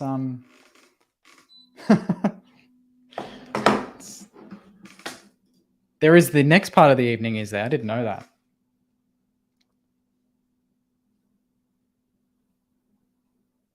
Cooper Gresh is joining the party. Welcome, Cooper. Briley, listened to the episode with Sinks and loved it so much. Podcast gets better and better each week. That's awesome to hear, Briley. Thanks so much. We're really glad that everyone's enjoying the episode. It's bloody amazing to hear those sort of comments. It really does mean a lot.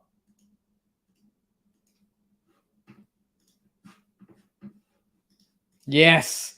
Imagine Joycey singing Crown Palladium, singing some tunes.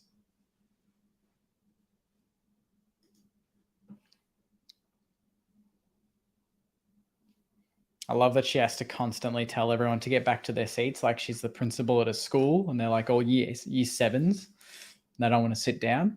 But she's like, come on, like, let's go. They had to.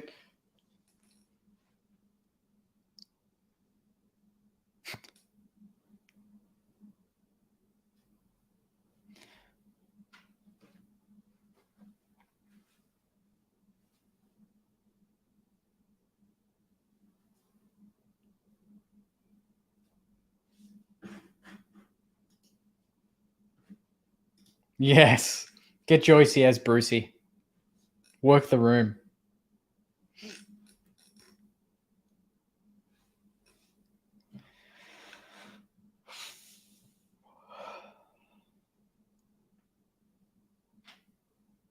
D-Mac, here we go.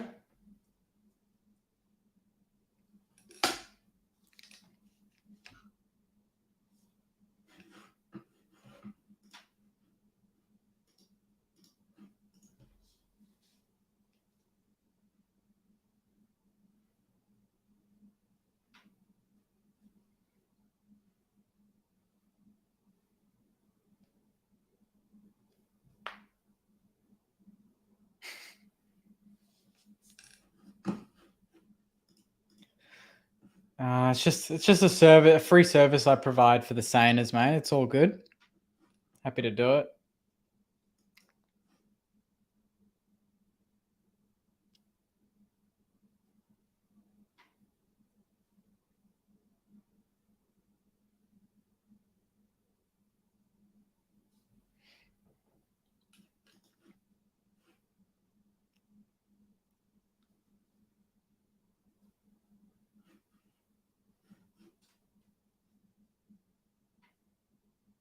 Round 6 to 11. Here we go. Still plenty of wins in this batch.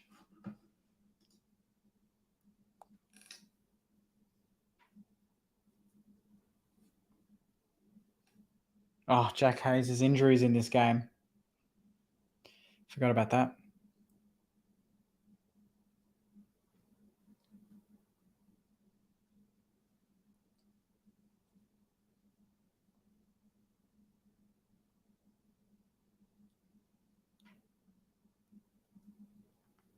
Huh.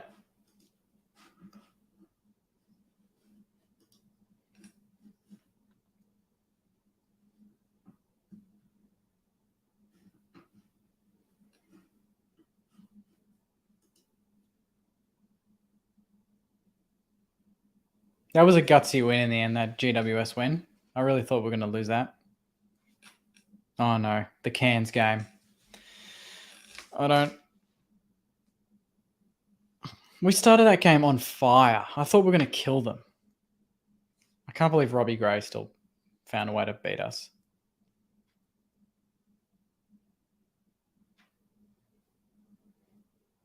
Sucked. That game sucked so much.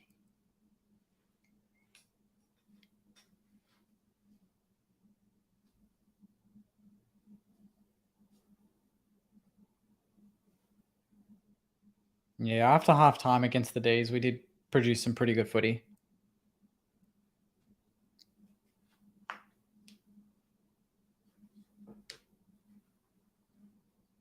Windy with his first.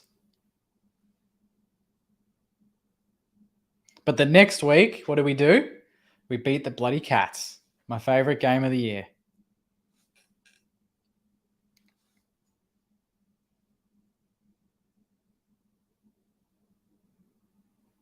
That third term, 7 goals in like 10 minutes.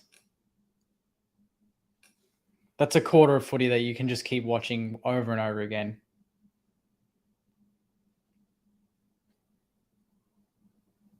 The wood goal's nuts. Just waltz through everyone. Such a good photo as well.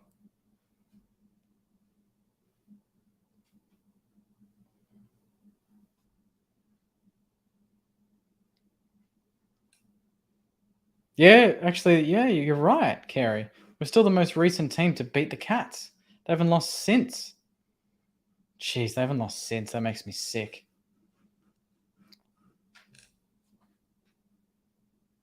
And this was my favourite away day so far in my life, going to this game.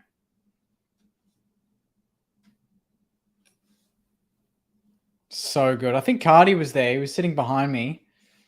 But yeah, to be there in the cheer squad after that game was nuts.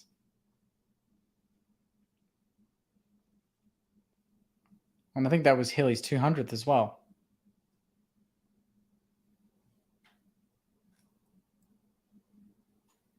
This was a sick goal from D-Mac.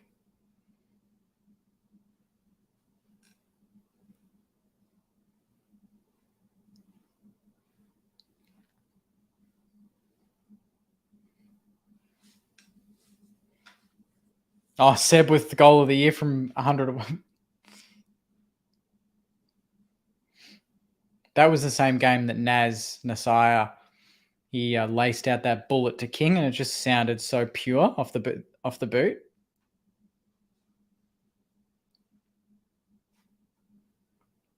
And at that point, we were 8-3, Saners. 8-3.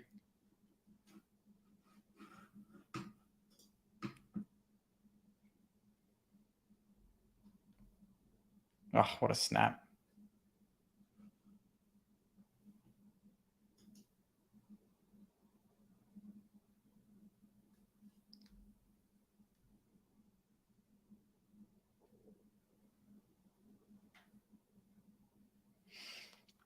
Oh, now this will take a shift. Who do we play after the bye? Brizzy.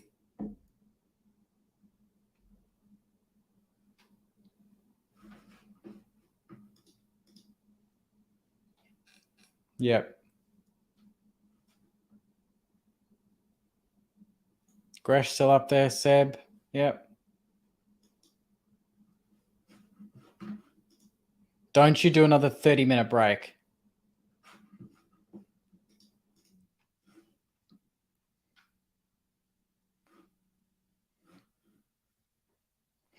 Best emerging player, is it? Marcus Winhager. It's got to be.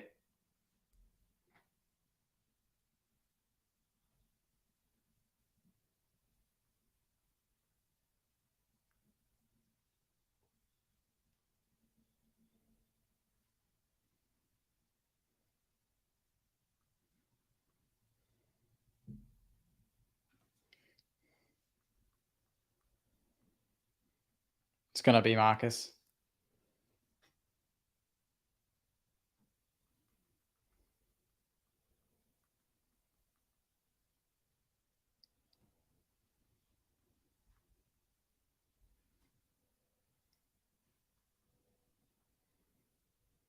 Yes.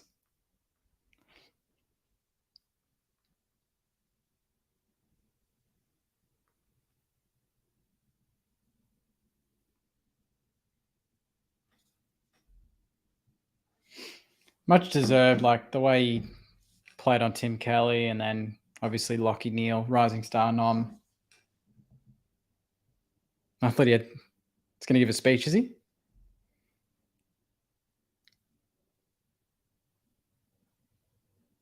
That was another one. Oh, boy.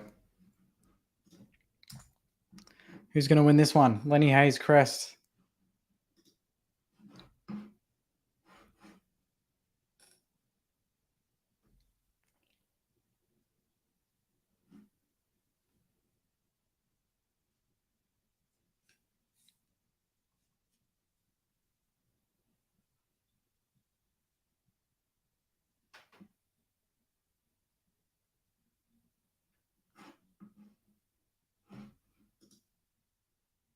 Did Jack steal?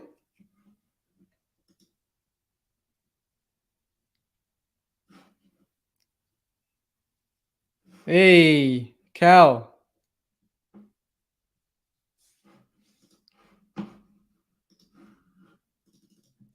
Good song too. Must be the money. It's because he's the accountant. Is that a coincidence, or have they deliberately done that?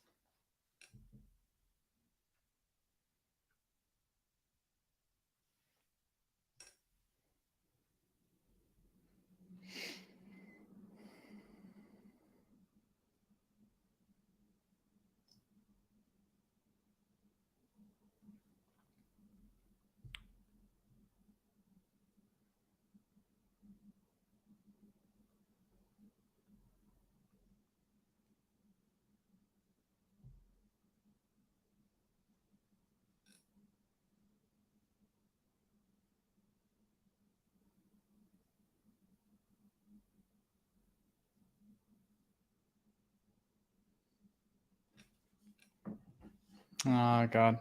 Don't show highlights of this game.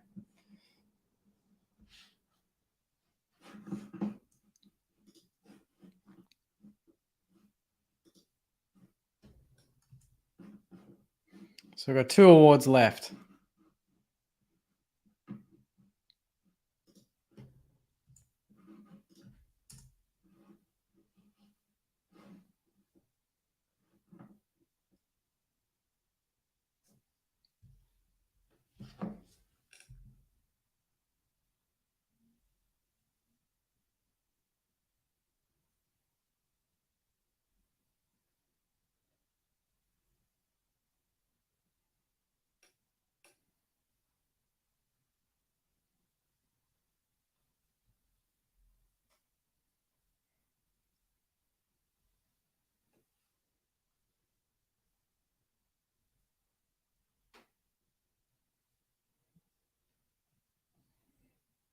This was a fair game, to be honest, playing the Blues.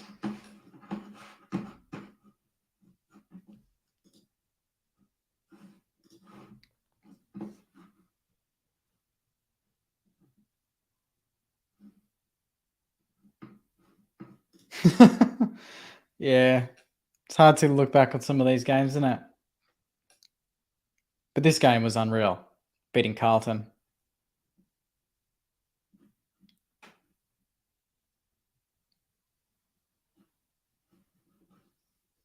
That game I thought was like the turning point in the second half of the year, beating the Blues.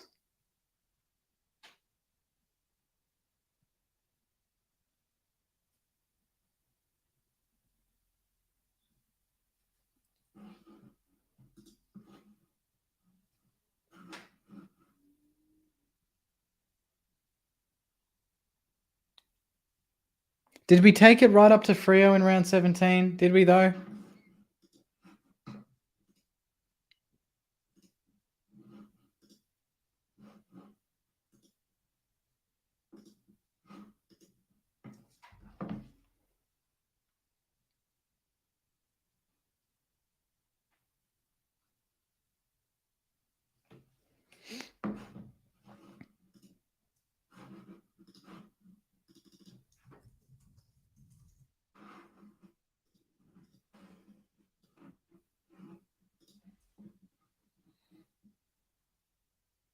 They were just too good in the second half, Freo, weren't they?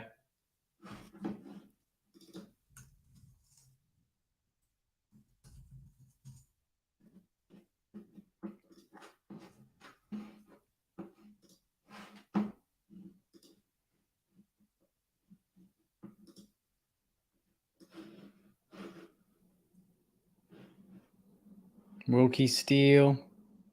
Crouchy's a fair way off.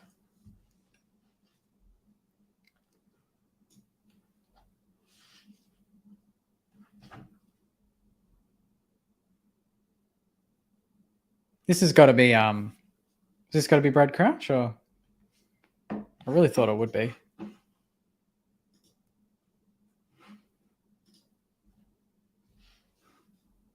Or it might be DMAC.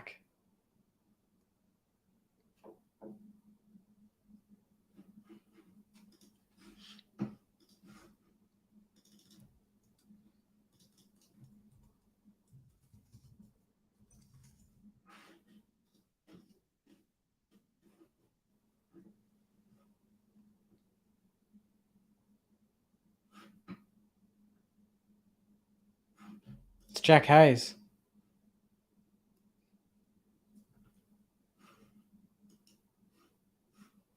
It's got to be Jack Hayes. Nope, not Jack Hayes. Who is it?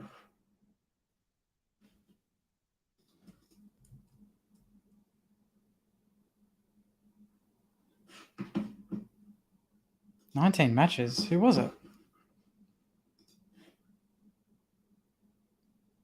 Oh, it's Mason Wood. Is it?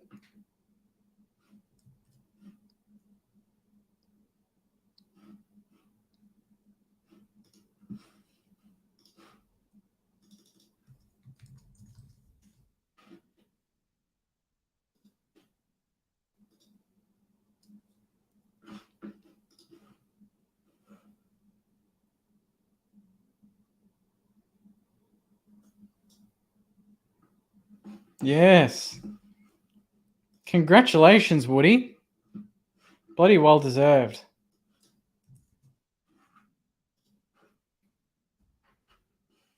Congratulations. I love the way he finished the year. Have we signed him on yet? Does anyone know? Is he contracted? Because I feel like we haven't signed him.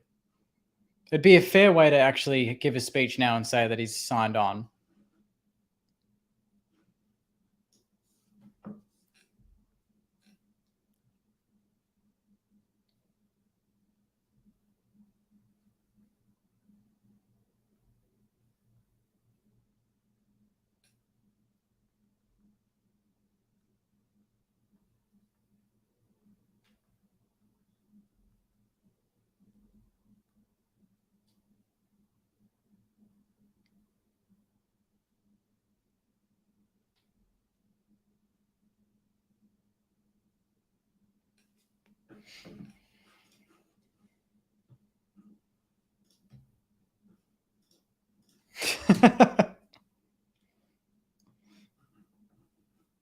Start that one again.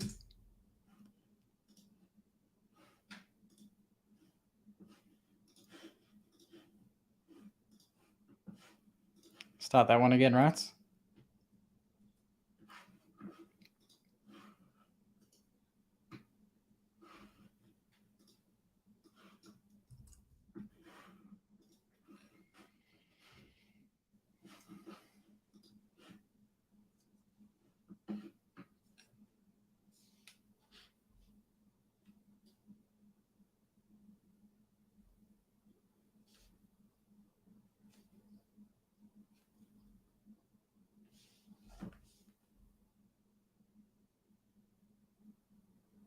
That's amazing.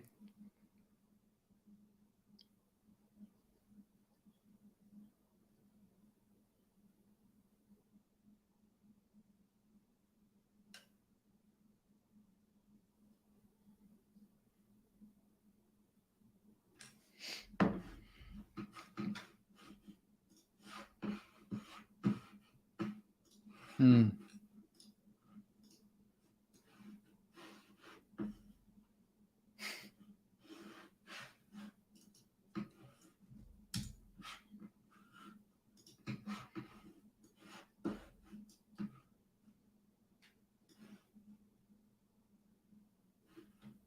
Hmm.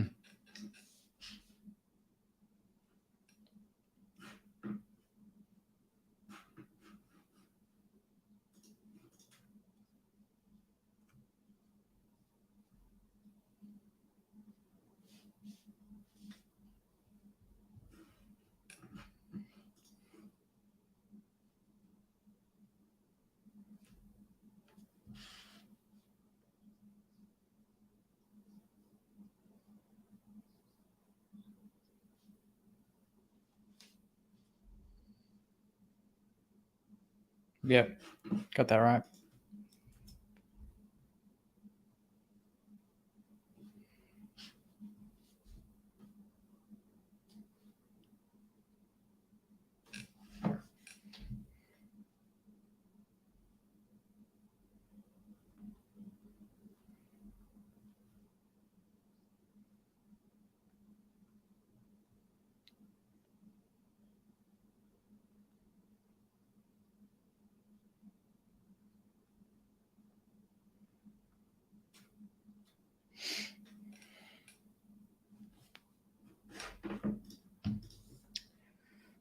95%, mate.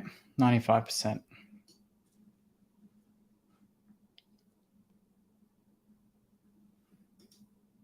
I don't believe so. I think he's got a year left, doesn't he?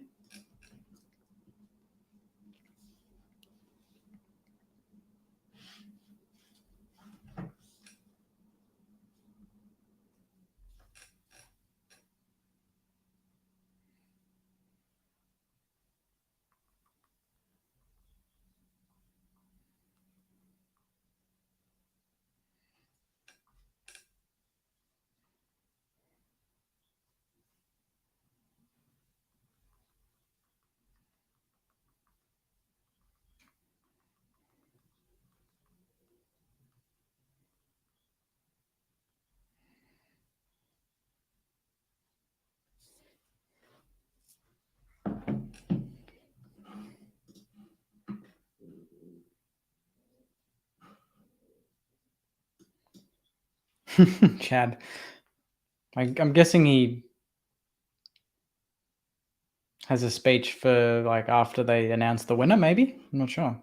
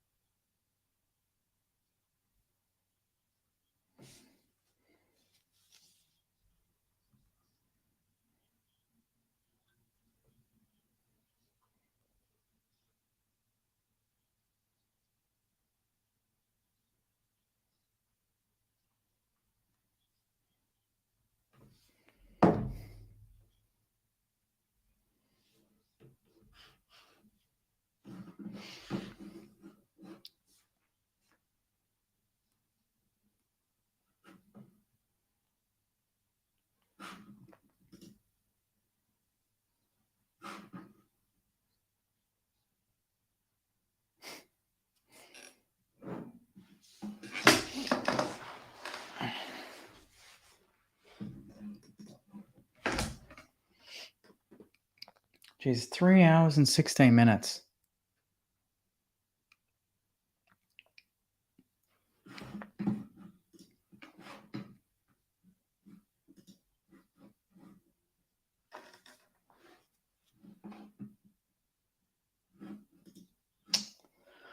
Smallsy's asking, Jake, do you think it's best to put up players such as Jones, Hill, Ross, and Billings to do a mini rebuild? I don't think we're going to be putting up all of them. I think a few of them will probably go, or at least one of them, Hill. But yeah, outside of that, I can't imagine Jones, Ross, and Billings are out on the outer. I think they're all contracted.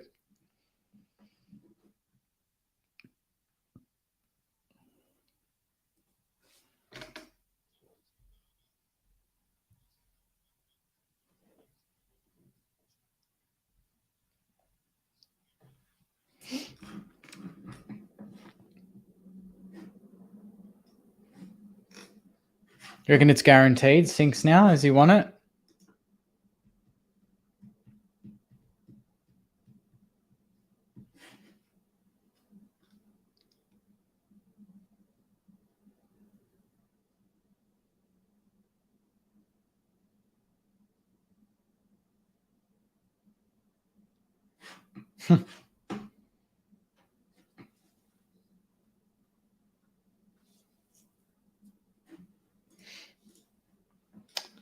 Yeah, it depends. Depends if the club want to play row, kind of one out. He plays his best footy as the main ruck, so depends on that, and maybe who we get in as well. You know,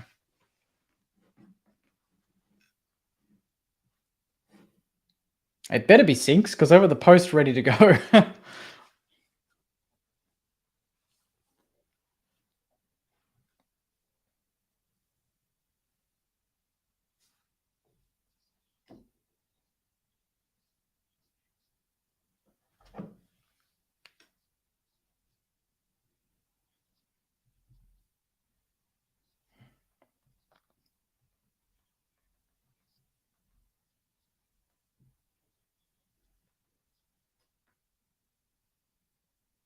They haven't shown Lenny. Is he not there?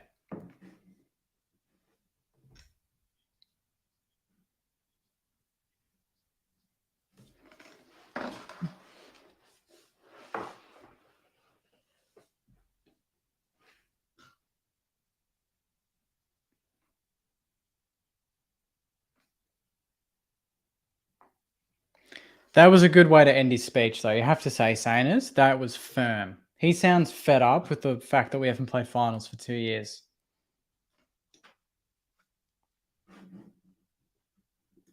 I thought that was good. Is it jam-packed, though? Is it? We're pretty sure we win 2 out of the 5 or 6. Do we?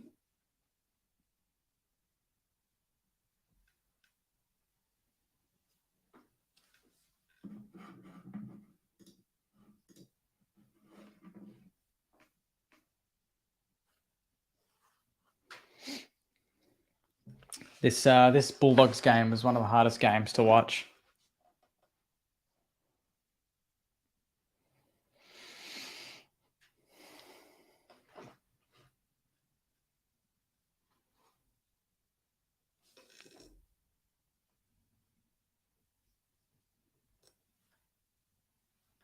That's right. We beat the Eagles, and who else did we beat in the last couple of rounds?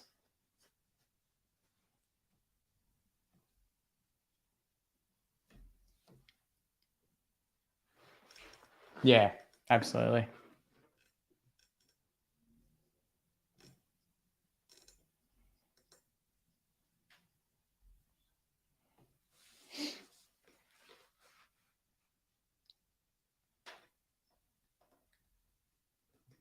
Hawks, that's right. We beat the Hawks.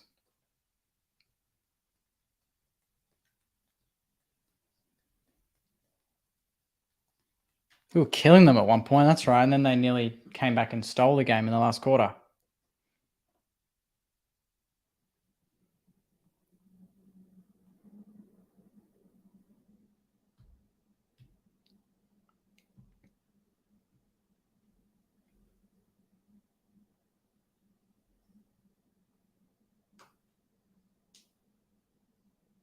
It's a fair snap from Ross.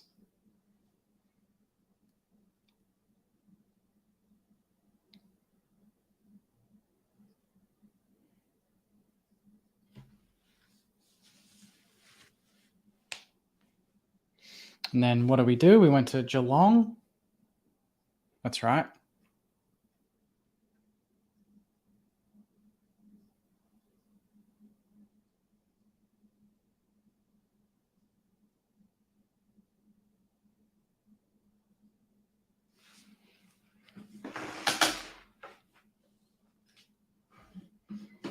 That game I actually thought we were in with a chance. I think we were only about 5 points down at halftime from memory because we had a nuts second quarter.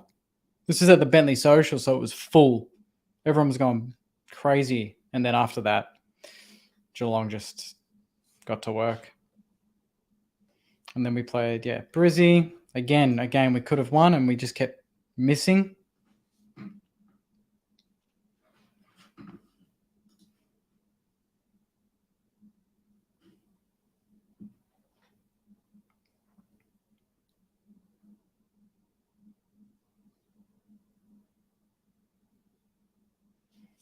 That's such an annoying game. Really, we should have won that. We should have won that game. Shot ourselves in the foot.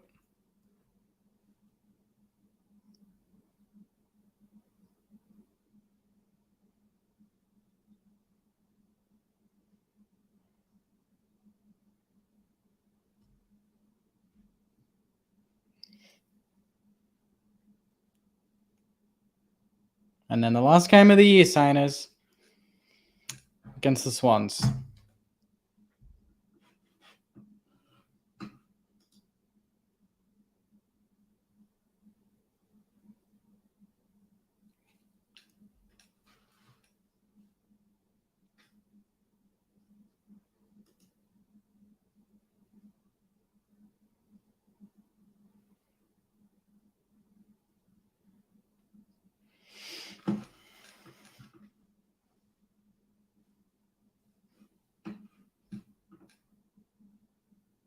There it is. Where's the final count?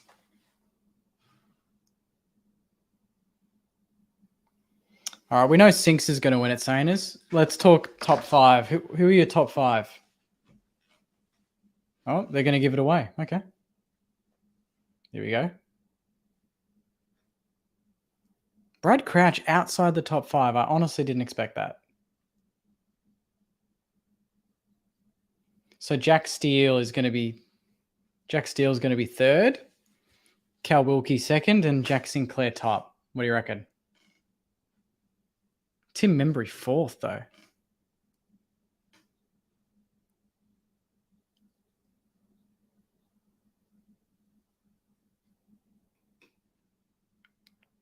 Crouch massively underrated there because Gresham missed a lot of the year and he only finished 2 points ahead of him.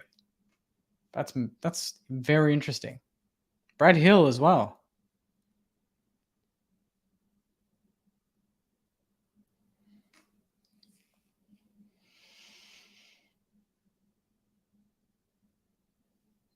Jack Steele. Yeah.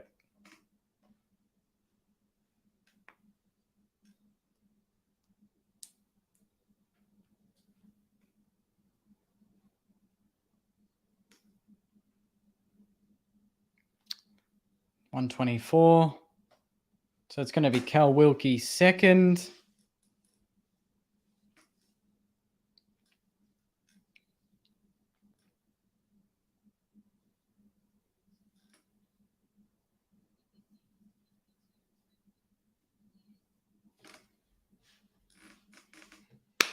Well done to Wilkes. Much deserved. Stiff not to be all Australian, but he'll get there one day.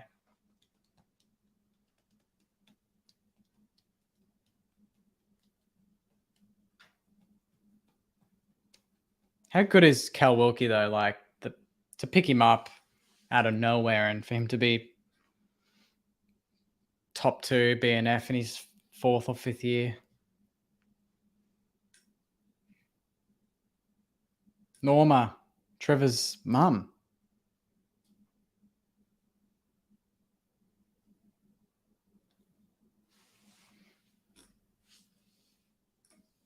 Sinks. Shock horror.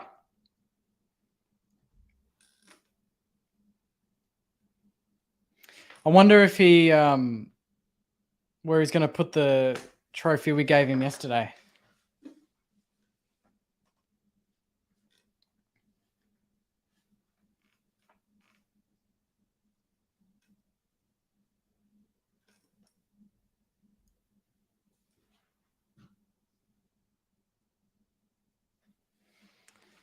And there we have it, Sainers. Jack Sinclair is the 2022 Trevor Barker medalist.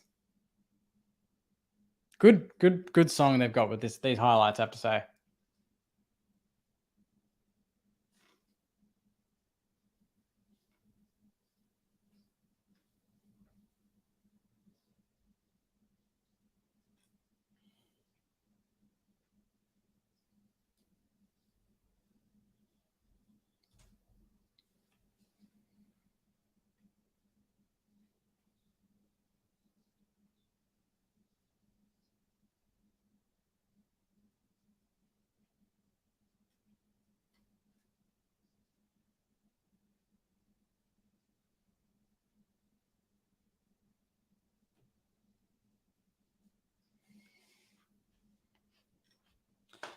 There we go, Sainers. He said he wasn't going to write a speech, so let's see how he goes.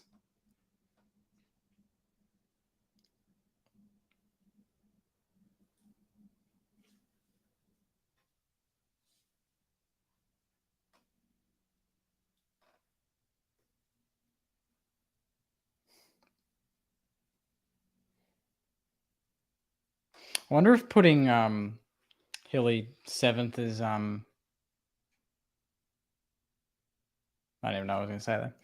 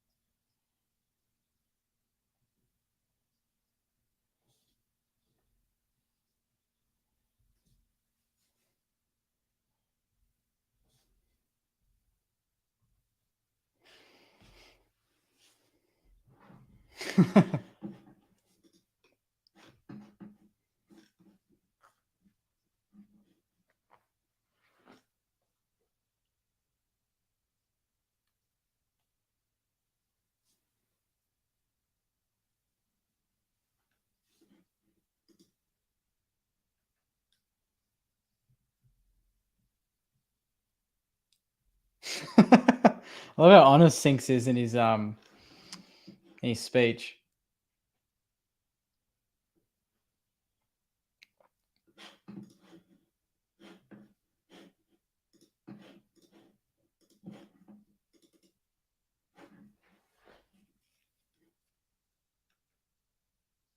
What do we make of the top 10, Sainers? I know there's some question marks on a few names, but overall, expected? Anyone miss out that we could have put in there? Did Rowan Marshall make the top 10? I completely missed what the top 10 was. I was too busy focusing on the top 3.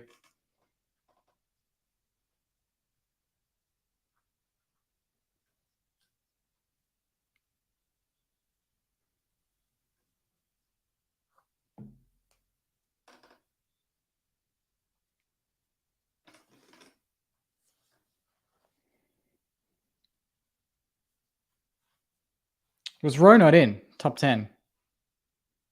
Ah, bloody hell, that's weird.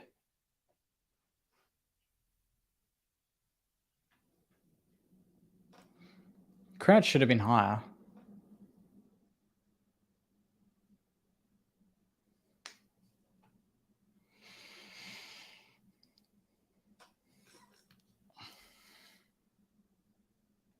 Was it overrated?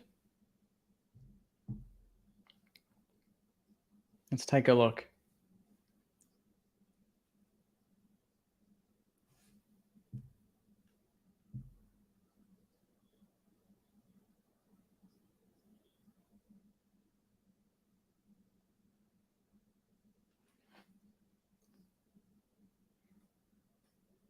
He was ranked above average for disposals for ruckman, 16, above average for contested possessions, 9, elite for kicks, effective kicks, marks, above average on like almost every stat. His season was pretty damn good.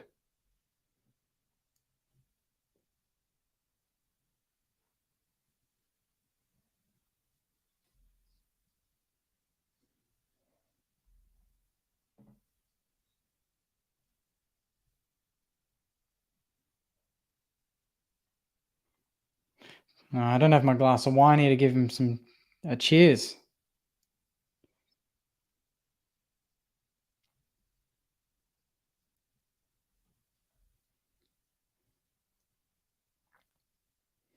Yeah, they're not listening anymore. They're done.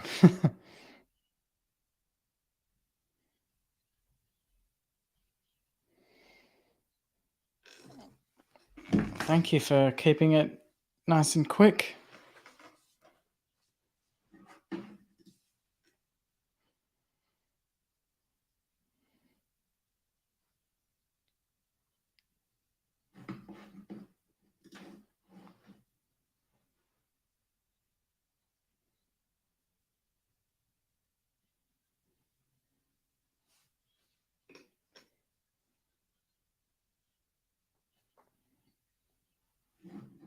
Yeah, only 3.5 hours, mate. It's nothing. It's a walk in the park. There we go, Sainers. That is it. Trevor Barker medal wrapping up for 2022. And I will wrap up. Thank you very much for joining. Again, really appreciate it. Hopefully enjoyed it. Let me know if you want more of this type of content on the channel, more watch-alongs, just more live streams in general, having a chat. I'm thinking in the off-season, if there's like big trade news or just topical stuff, I'll just go live and have a chat with you guys. Instead of recording videos all the time, just go live and have a kind of back and forth collaboration would be really cool. So yeah, thank you for everyone for tuning in. As I said at the start, and I'll just mention it again, if you're new to the channel and you're watching on YouTube, I'd really appreciate a subscribe. It'd be great. We've climbed a fair bit in this stream already, but it'd be good to keep climbing. Instagram as well, at Saints TV Pod. And a quick plug, we interviewed Jack Sinclair last night on our podcast, if you didn't know. So the video is up on YouTube to watch, and the podcast is live on all streaming platforms. You can listen to us talking to now the Trevor Barker medalist for 2022, Jack Sinclair. He was live in the studio, in the flesh, mullet in the flesh. And he stayed for a good 50 minutes and we had a good chat to him. So if you haven't watched that or listened to that, I recommend it. And I'll be back next week for some more content. We've got AFL, the Saints TV W show would hopefully drop tomorrow. And if you want to become a member of the channel as well, you can do that on YouTube or Facebook, on Twitter as well. So if you're keen on all that sort of stuff, get on board.